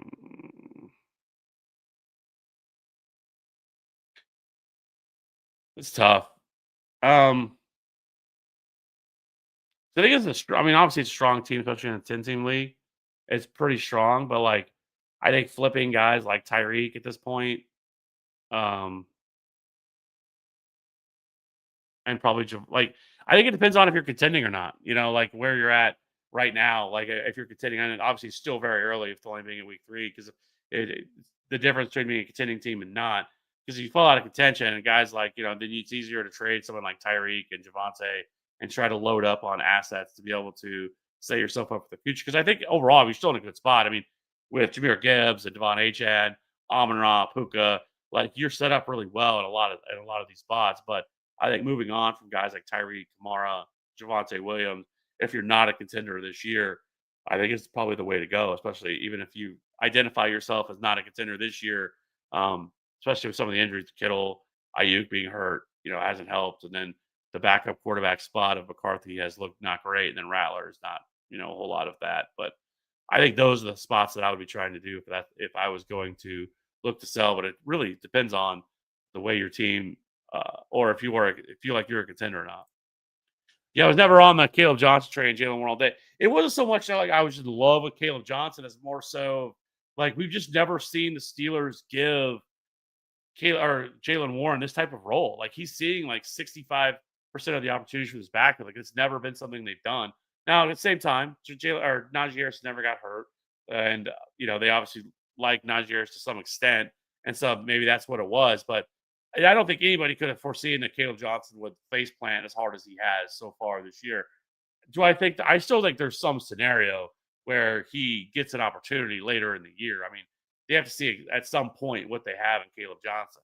Um, but as of right now, Jalen Warren has been really good. Braves, last question. Just got offered a big trade, Jamar and Saquon for Jason, Kyron, and Rice. Oh Lord.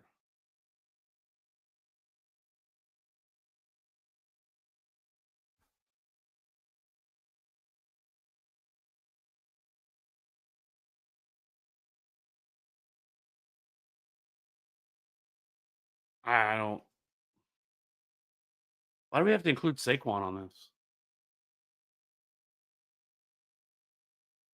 Like I would change some of the people. I wouldn't want to trade Jamar and Saquon. I don't actually think this is like a terrible trade, honestly. Because when Rice comes back, like I said, I think there's a real scenario where he's a top 12 wide receiver. And then JSN at this point, the way he's being utilized, this looks like a top 5 to 7 wide receiver the rest of the season. And then, Kyron, but Kyron is like doesn't really excite me that much. And you're giving up a lot. Like this could backfire big time. Like I would rather remove Saquon and then remove and maybe if you could include somebody else for like JSN and Rice, something like that, and not do Kyron, I don't know. It just feels like you're giving up quite a bit, and like there's a ton of upside that you could be passing up on here. But it's actually not a terrible trade, though. Should I trade Chase for Benson? Also at tight end, Tucker Kraft. Should I be worried of his injury? Do I pick up 100? No, I think he's fine. I just think that offense couldn't do a damn thing last week at all. Like that offense was just anemic last week. Like they couldn't do anything. I don't think it was a Tucker Kraft problem. Tucker Kraft still ran majority of the routes. Like, it was just the Browns defense was phenomenal. So I wouldn't be worried about Chase Brown. And then should you trade or I wouldn't be worried about Tucker Kraft. Sorry. Should I trade Chase Brown for Trey Benson? Yeah, I would do that. I have no problem doing that. I think it's fine getting out on this Bengals offense if you can. I was actually looking at because I own Chase Brown in a league, and I was trying to figure out like what I could figure out to do. And that something like that crossed my mind because I want to get out on Chase Brown. Because honestly, even after this year, like Chase Brown is probably not Chase Brown is not like some like elite running back. The whole excitement for him was the offense that he was in, that he was going to be paired in this elite offense with Joe Burrow and Jamar Chase, and that he was going to have all these opportunities to score points. And now that that's gone, and foreseeably unless they're able to really stay in it and Joe Burrow's able to come back sooner than what people thought, like I don't see it changing this year. And so like he goes from this great awesome pick to like now he's probably no more than like an RB2, like maybe even like a middling to low end RB2. So yeah, if you could do that, I have no problem doing that.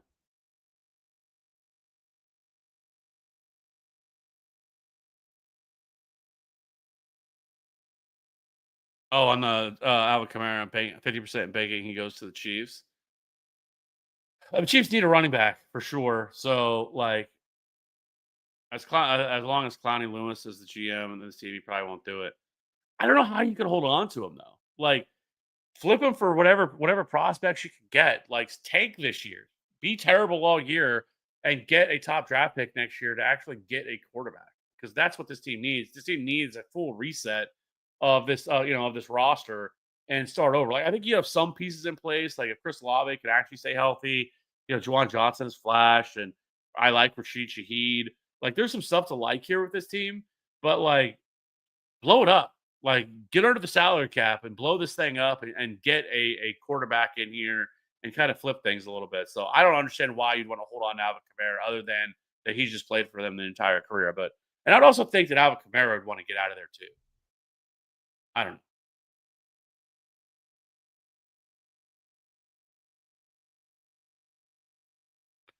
Who's top 5 wide receiver now, guys? Um That's tough because man, the top 5 has not been great for wide receivers this year. But I mean, Puka's number 1. I mean, it's not even a question mark to me. Um, Honestly, I mean, I think right now, I think you would have to say Puka, like, in no necessarily particular order, like Puka, Malik Neighbors, Amon Ra. I'm still probably putting Justin Jefferson in there. I know he hasn't been phenomenal, but I think uh again, another team I think that kind of figures it out. And then I would probably have to put so Puka, Amon Ra, Malik Neighbors, Justin Jefferson. And then I think you'd have to put Amon Ra St. Brown in there. Obviously. That's not like a stretch or a hot take by putting Amon Ra St. Brown in there, but he's been phenomenal too so far in the 2 or 3 games. I mean, outside of the week 1 game where they got their doors blown off, it didn't look very good against the Packers. Other than that, like this offense has been awesome.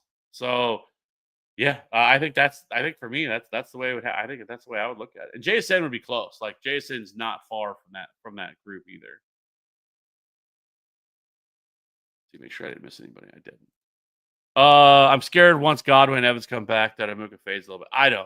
I don't think you put that genie back in the bottle. Like I don't think that happens. Like Emeka Amuka has been way too good, and I just don't think Chris Godwin is going to be Chris Godwin this year. I just don't. So I don't think he fades away. I think Emeka continues to be that dude.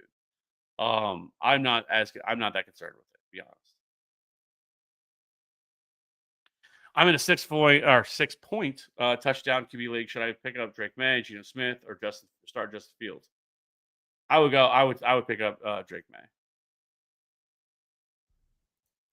This is where we're at. Start Keenan or Jamar Chase, halfway PPR.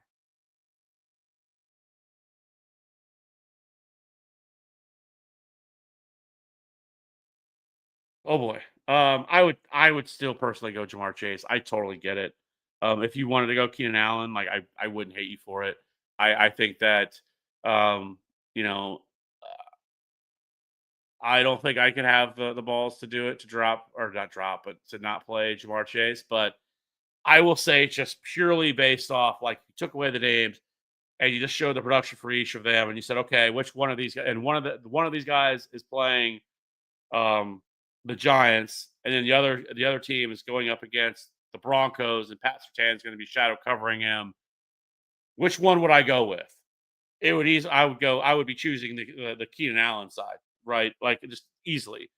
But that's not the way this works. And obviously, Jamar Chase is still easily a top 5 wide receiver in the league in terms of talent, top 3 wide receiver in the league, where Keenan Allen's not. And there's always a scenario where Keenan Allen, where it's a Lad McConkey game, and it's not really Keenan Allen game, and Keenan Allen doesn't score a touchdown, and um, so that like there's definite risk with Keenan Allen. Like it's not as simple as that. And so for me personally, I would still go Jamar Chase, but I also get it.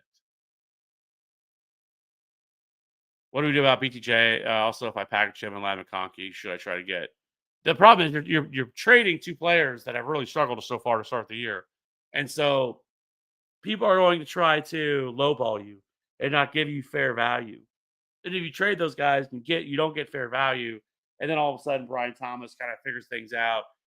Whatever yips he has, he figures out, and then all of a sudden you feel like okay, now you gave up a bad trade. And so that's the way that I would view it. And so it's hard to make a trade for these guys whenever they played so poorly. Your best bet if you're wanting to move them is wait for them to pop off and have a big game and then try to move them. Because it's a lot easier to trade anybody after they're coming off a huge game versus somebody that's having a down game. And it doesn't really matter who it is. Blue Crew, I'm trading Odunze for Benson in a full PPR league. What do you think? I'm solid at wide receiver with JSN, St. Brown, Pickens. I need help at running back. Like, I don't hate it, but I feel like with the way Odunze is played, that you should be able to get more, honestly, um, than just Trey Benson. Like, don't get me wrong, I like Trey Benson. I think he can be a top 15-ish running back rest of season. So, like, I don't hate it. Um, if you haven't made the trade already, maybe try to see if you can. I'm always a big believer of trying to get like a little something thrown in, like not a crazy thing, but like a bench stash or something like that. to try to sweeten the deal because I think on the surface right now, Odunze is like has been a top 3 wide receiver in the league so far through 3 weeks. He scored no less than 15 PPR points, and he has a game with 30 points on him, where Benson hasn't done anything yet. So you're inheriting the risk. I would try to maybe see if I could get just a little bit more, but on the surface, I don't hate it. Kyle McBride or Ferguson? It's going to be Trey McBride for me. Finally scored a touchdown too. Thank goodness. H13 Productions, appreciate the super chat. 1-2 PPR flex. Trade away Caleb if I have Jaden Daniels and Jordan Love. I'm 1 and 2. Got a few offers. Need to clear up a roster spot.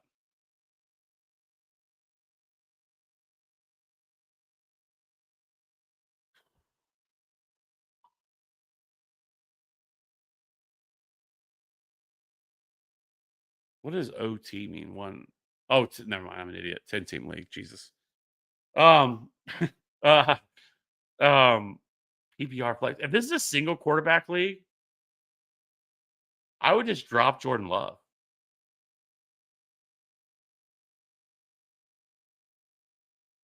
Honestly, like I would rather have Caleb than Jordan Love.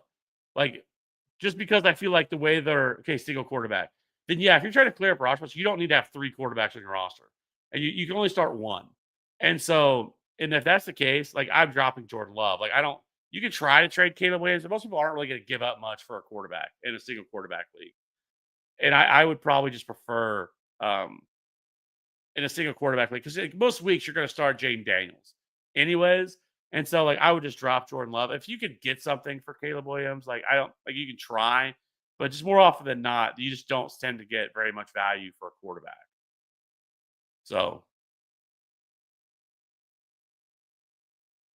I mean, I think it depends, right? Like, but I would also push back. You say, well, with the Cowboys matchup, but I would also push back on that and say, well, Caleb Williams has a just as good of matchup against the Raiders, right? Like it's and honestly, that game environment might actually be better because I could see a scenario where the Packers dominate the Cowboys and the Packers don't really need to open up the offense and throw the ball very much, which is always a problem when it comes to the Packers. Is because if they don't get pushed, they're not going to open up the offense, throw the ball very much. And so I like Jordan Love. I think Jordan Love is still, I have him at 10. But I have Caleb Williams at 6, and so I would rather have Caleb Williams um, than Jordan Love. And like I said, I mean the Bears are going to be playing much more negative game scripts where they're going to have to throw the ball a lot. Where Jordan Love is definitely going to have multiple weeks where he's not going to have to open up the offense, and he's not going to be a startable. So I just think Caleb Williams is probably in a better spot, and I'd rather have Caleb Williams than Jordan Love. But if you want to try to trade somebody, I mean, if you go to somebody who has like Bo Nix or Joe Burrow, who lost him, like you might be able to try to trade him. But in a single quarterback league, it's usually a lot easier to go to the waiver wire and just pick somebody up, and you're going to be able to get close to the same production. Appreciate the super chat, by the way. If you have other questions, leave them there, and we'll get to them. Jason, I traded Judy, who I never started, Addison, who I never started, and Pollard for Javonte Williams, Lad, Mike Evans. Did I win? Yeah, you hit a home run for sure. I don't even know how you pulled that off, but good for you. Like phenomenal. Like I know Mike Evans is going to be out for some time, but that is a phenomenal move. Start 2, DJ Moore, Pittman, Waddle, and Jalen Warren. I'm going to start Pittman and Jalen Warren here. Start 2, Javonte Swift or Jacoby Myers. I'm going to go with Javonte and Jacoby Myers here. And then will you trade Sticky Ricky for Sutton? I have Bo Nix, so I want the stack. And if the owner said no, would you trade Nix, Ricky for Murray Henderson? I don't know. I wouldn't and it's not really that big of a deal to stack in redraft leagues. Like it's just you're playing 12 teams. Like, and honestly, Bo Nix does not look great so far. I don't necessarily know I'd want to be going to get Bo Nix. I definitely wouldn't want to trade, assuming that's Ricky Pearsall. I definitely wouldn't want to trade Ricky Pearsall just for Bo Nix. Like I think you could get more for him, is what I'm saying.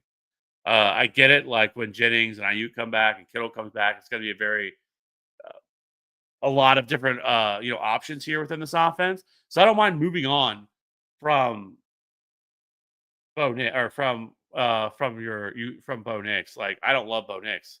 Um, but for Sutton,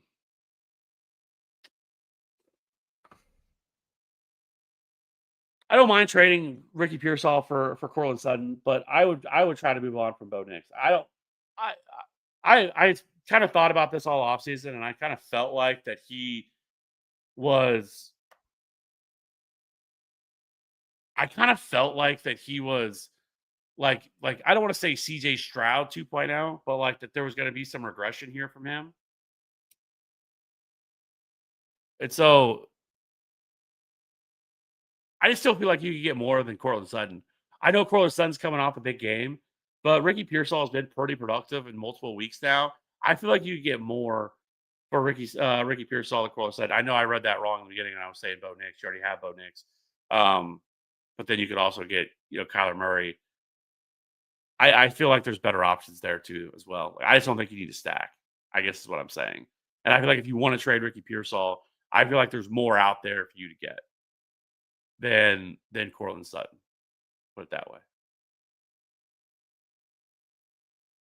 It's getting late. Confusing myself over here with my awesome reading comprehension. Star one. If no Fields this week, Penix, Gino, Rogers 9 a.m. game, or Stafford, unless you think someone else on waivers that might be better. Maybe Dart. Heard he is dual threat. He is definitely dual threat.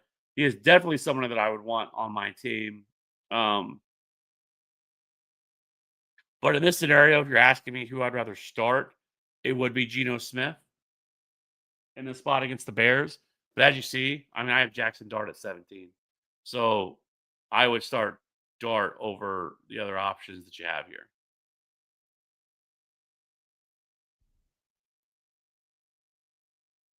CMC and Debo for Jacobs and Neighbors, standard format. Yeah, I have no problem doing that, honestly. Like Neighbors, even in standard league, still phenomenal. Um, love Christian McCaffrey, but you're getting rid of the downside of him getting hurt. So I don't mind doing that. I dropped Drake May to pick up Trey Tucker to start at flex instead of Addison because I have Fields. I had a bad move. What should I do now? I mean, I don't think it's a terrible move. It's a single quarterback league, like I said. Like you don't have to, like you don't need multiple quarterbacks. Like there's streaming options sitting out there that you can always go to. So like I don't hate it, but the only thing that worries me with Trey Tucker is I know some of the peripherals are good. That he's been running a lot of routes. He's seen decent targets the last couple of weeks, even before this monster breakout. But same time, like I don't know how sticky it is, and like is this something we're gonna be able to see week in and week out? But I don't hate it. Like I said, like you already have Fields, but now Fields, if as long as Fields play, I'm fine with it. Like I don't hate it at all. Who should I pick up? Ayuk, Tajay, Woody Marks, or Torrey Horton? If I can only pick up one, I would probably go with one. If you depends on what you need. If you definitely are, needing more one or the other wide receiver or running back. If I needed a running back, I'd pick up Tajay Spears just because I think that there's a chance that Tony Pollard could get traded, and we've also seen plenty of production, how productive he can be once he's healthy. And then if you needed a wide receiver, it'd be Brandon Ayuk. But if I had to rank them, I probably would go Ayuk, Tajay, Horton, Woody Marks, just because I don't have a lot of faith in this Texans running game at all, like at all.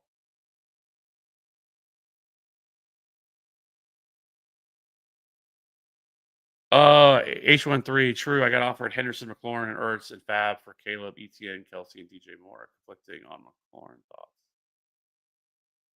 Yeah, I mean, but we also remember, let's not forget that Terry McLaurin started off really slow last year, if we all remember, and then just went absolutely nuclear.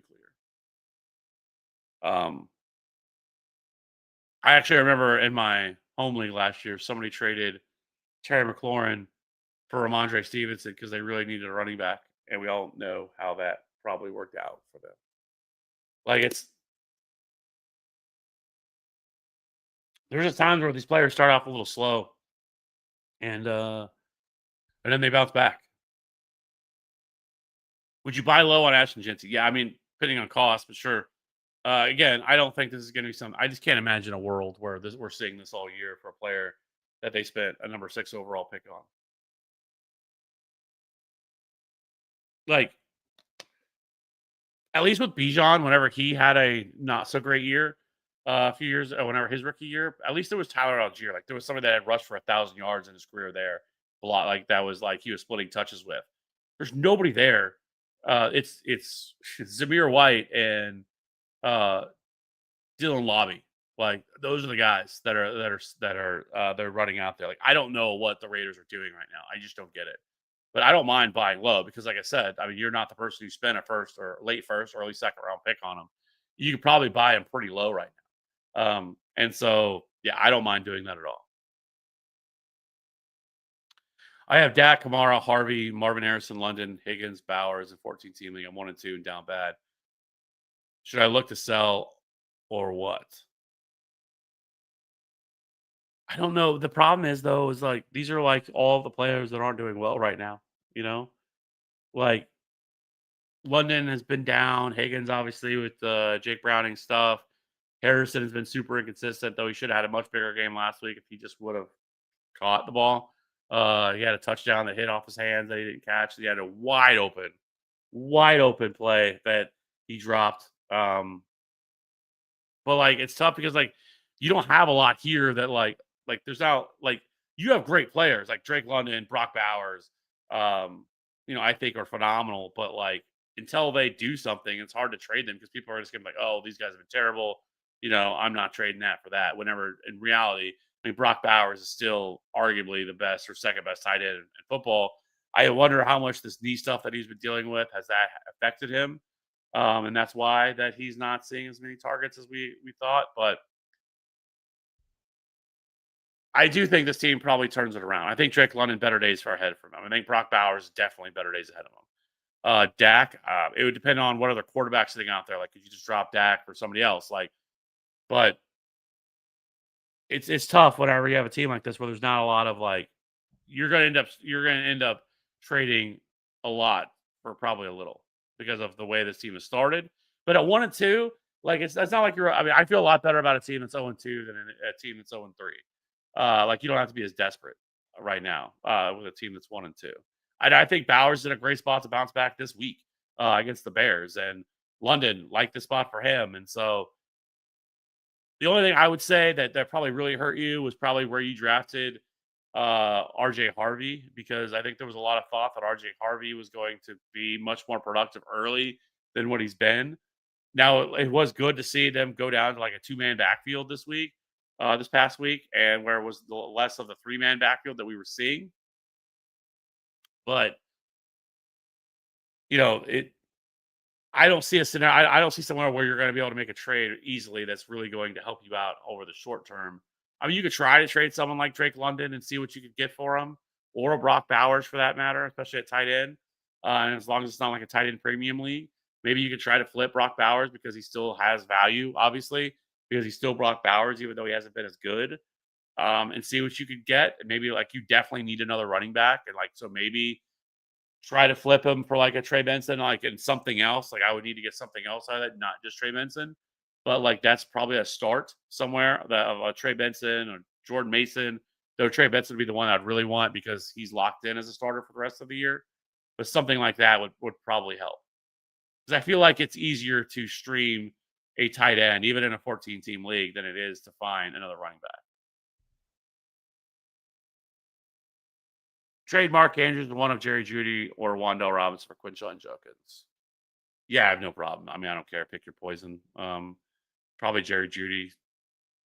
I would probably be a little bit more excited about that.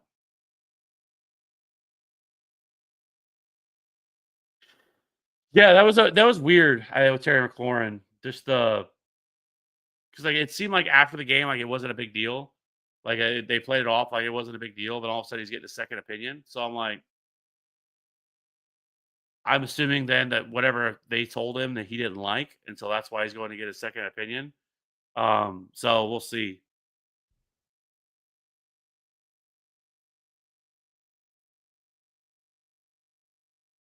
Bruno, Ginty or Benson. Yeah, it's gonna be Trey Benson for me, pretty easily. This week I got Trey Benson top 15 running back. I have Ginty more in the RB, low end RB2 range, and then a Mecca or Tet, full PPR for both. If I had to choose this one, this is tough because we could get Christian Gonzalez back for the Patriots, which I know exactly who he's going to be covering. It's going to be Ted McMillan, and then Mecca is probably going to be seeing a lot of Quinyon Mitchell. And so, like both of these guys, like have some challenging matchups, but both of them are also in a spot where they could see a ton of targets. I would lean Ted McMillan. Um, is where I would probably lean here on this one. I have Ted McMillan ahead of Ibuka. I have Ted McMillan right outside as a top 15 wide receiver. Would you trade Bijan for JT? Oh man, I think I would.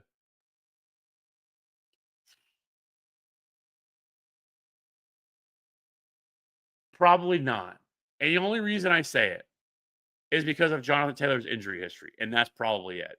Because Jonathan Taylor has been phenomenal, but his injury history concerns me. Like I feel like it's like you just kind of waiting because he's never played a. I mean, it's been forever since he's played a full season. Like you feel like at some point he's got to miss some time with the soft tissue injury.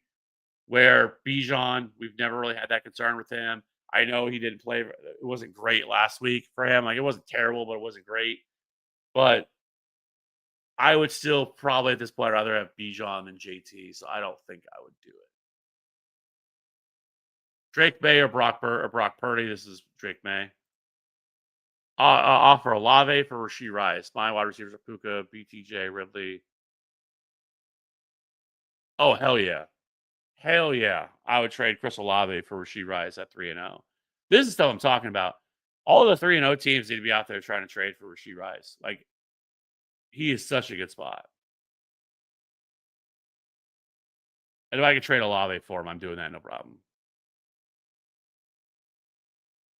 Also, by the way, Perocco, Jackson Dart starting this week. Feel pretty good about that. I think we talked about that because you picked him up, I believe is what you said. So happy to see that he's already starting. So should I do Jefferson for Scadaboo, Parasol, or and Benson? No. Like I like Trey Benson and I like Scadaboo long term, but this feels like you're not getting enough here. There's way no, I couldn't do that.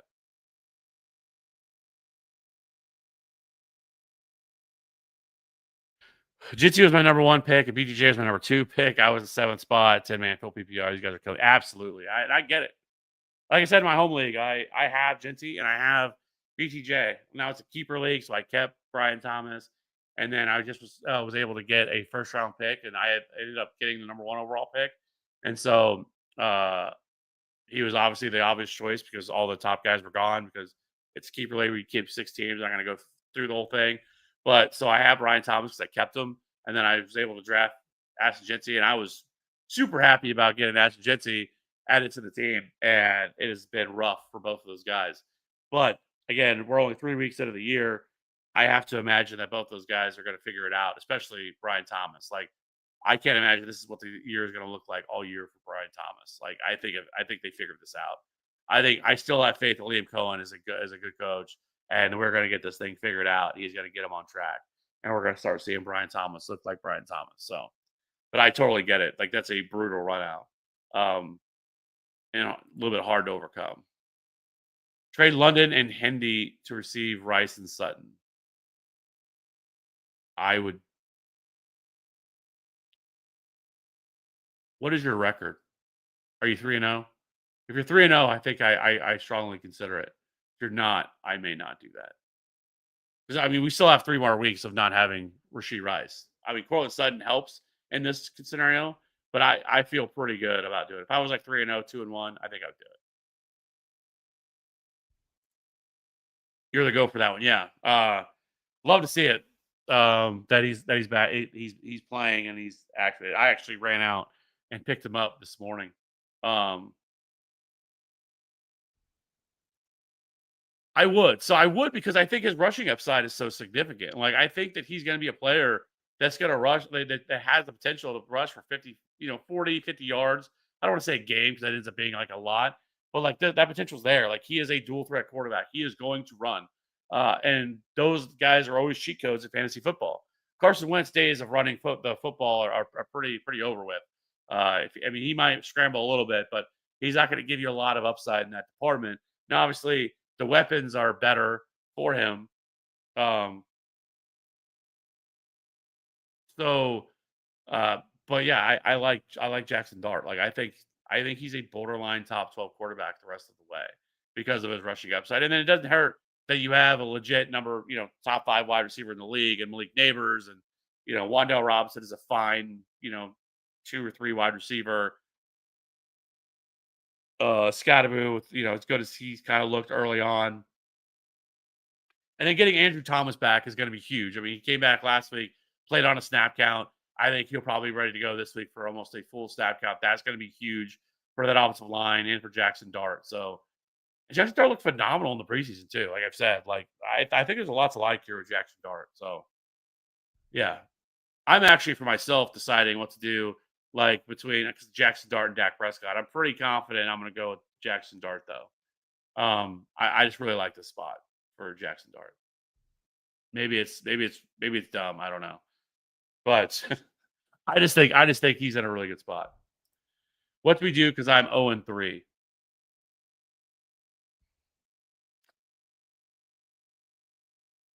Hope that they turn it around.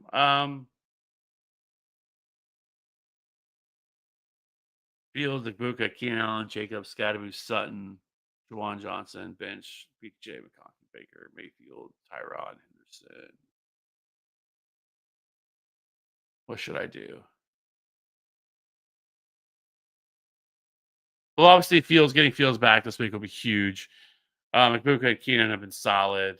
Jinty obviously has been very good, but Scadaboo is a nice bounce back spot for you, or at least a spot where, with Tyrone Tracy now being gone for the next 2 to 4 weeks, that helps.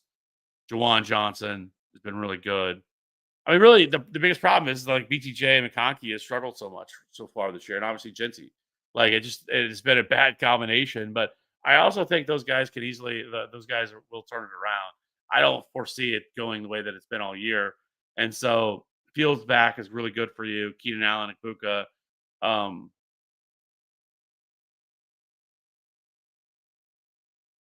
you definitely need some help at running back, but again, for Genty, this is a phenomenal. This is still a really good matchup though for him this week too against the Bears. Where it wouldn't shock me if he kind of put together his best game of the year against the Bears. So because the Bears' run defense is not very good either. So it's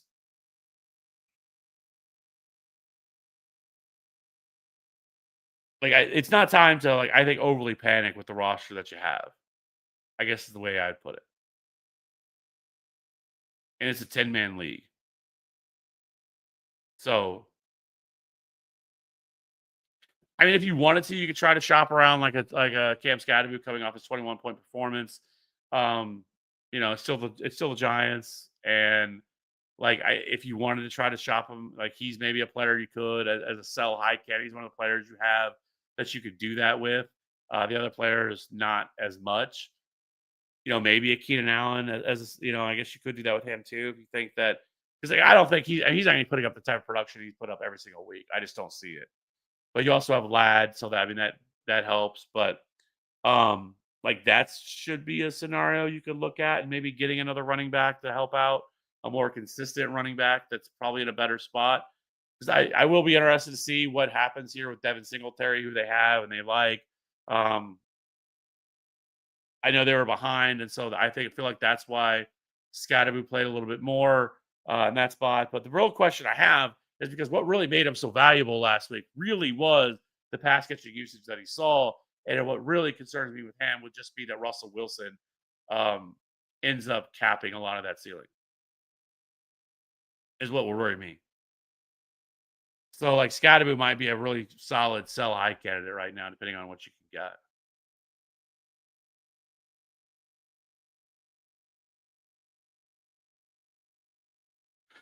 Start Waddle, DJ Moore, or Pearsall in the flex. If you want, well, I'd probably go either way, but I'll go Ricky Pearsall here in the flex.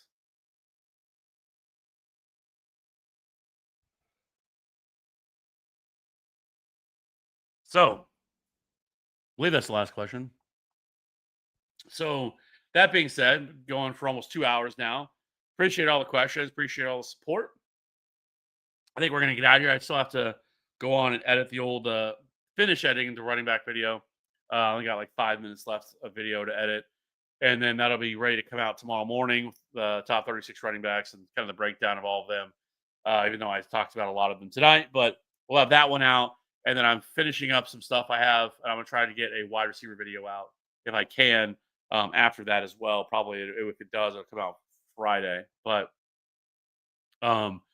and I'm thinking about next week with we're 4 weeks in. I think I'm about doing like a buy sell video next week as well. I feel like it's a good time to kind of hit on that. But definitely the running back video will be out tomorrow morning. I'm almost done with that one. That'll definitely be out. And then try to get to the wide receivers. I have most of all that done as well. So start Travion over Pollard and Olave. I think it's a big risk, but just with what happened last week, it wouldn't surprise me one bit if they lean a little bit more towards Travion Henderson with as bad as the other two have played, especially with all the fumbles. But right now, I probably would stick with Pollard and Olave because Pollard is a locked-in workhorse. I know the matchup isn't great again, but the Texans have been vulnerable against the run this year. So, and I don't, with as bad as the Texans' offense has been, I feel like game script could also be in his favor too. Like where they're just not, they don't really pull away to a point where it kind of takes away some of his upside. So, and Olave against the Bills, we know they're going to be behind. They're going to throw the ball a lot again. So I probably would stick with Pollard and Olave, honestly. So, anyways, that being said, I'm going to get out of here so I can finish this up. We'll be back in, like I said, I'll have a video out tomorrow. And then, and we'll have videos for the rest of the week. And then we'll be back in Sunday night for the waiver show. Other than that, if you have any questions, either jump into the Discord. Is it worth to send Bill and Kincaid for Rise 5 running back depth? No, you're good. I'll answer. Like I said, I always try to answer all of them. If you can withstand it, like I said, like if you have, you're good in a good spot, you're 3-0 and you're looking great. Like, yeah, I mean, if I want to go out and get Rashee Rice, like I think he's easily one of the best, buy candidates right now because, I think once he comes back, like he's going to be phenomenal. Like he's going to be a league winner. And so like, if you can trade, I'm assuming that's Bill, Corey Krosky-Barrett, and Dalton Kincaid, if you can get Rice for it, absolutely. I'm doing that all day without even thinking twice about it. So, yeah, I'm easily doing that. So, yeah. Anyways, so that being said, I'm going to go ahead and get out of here. We'll see you again here real soon. Like I said, running back video drop tomorrow. Please go check it out when it comes out. Hit the like, hit the subscribe if you aren't already, and share it with your friends. Appreciate all the support. Just one-man crew around here. But I'm here to try to help you guys. That's what I care about the most. So that being said, hit the like, hit the subscribe. But we'll see you on the next one. Bye.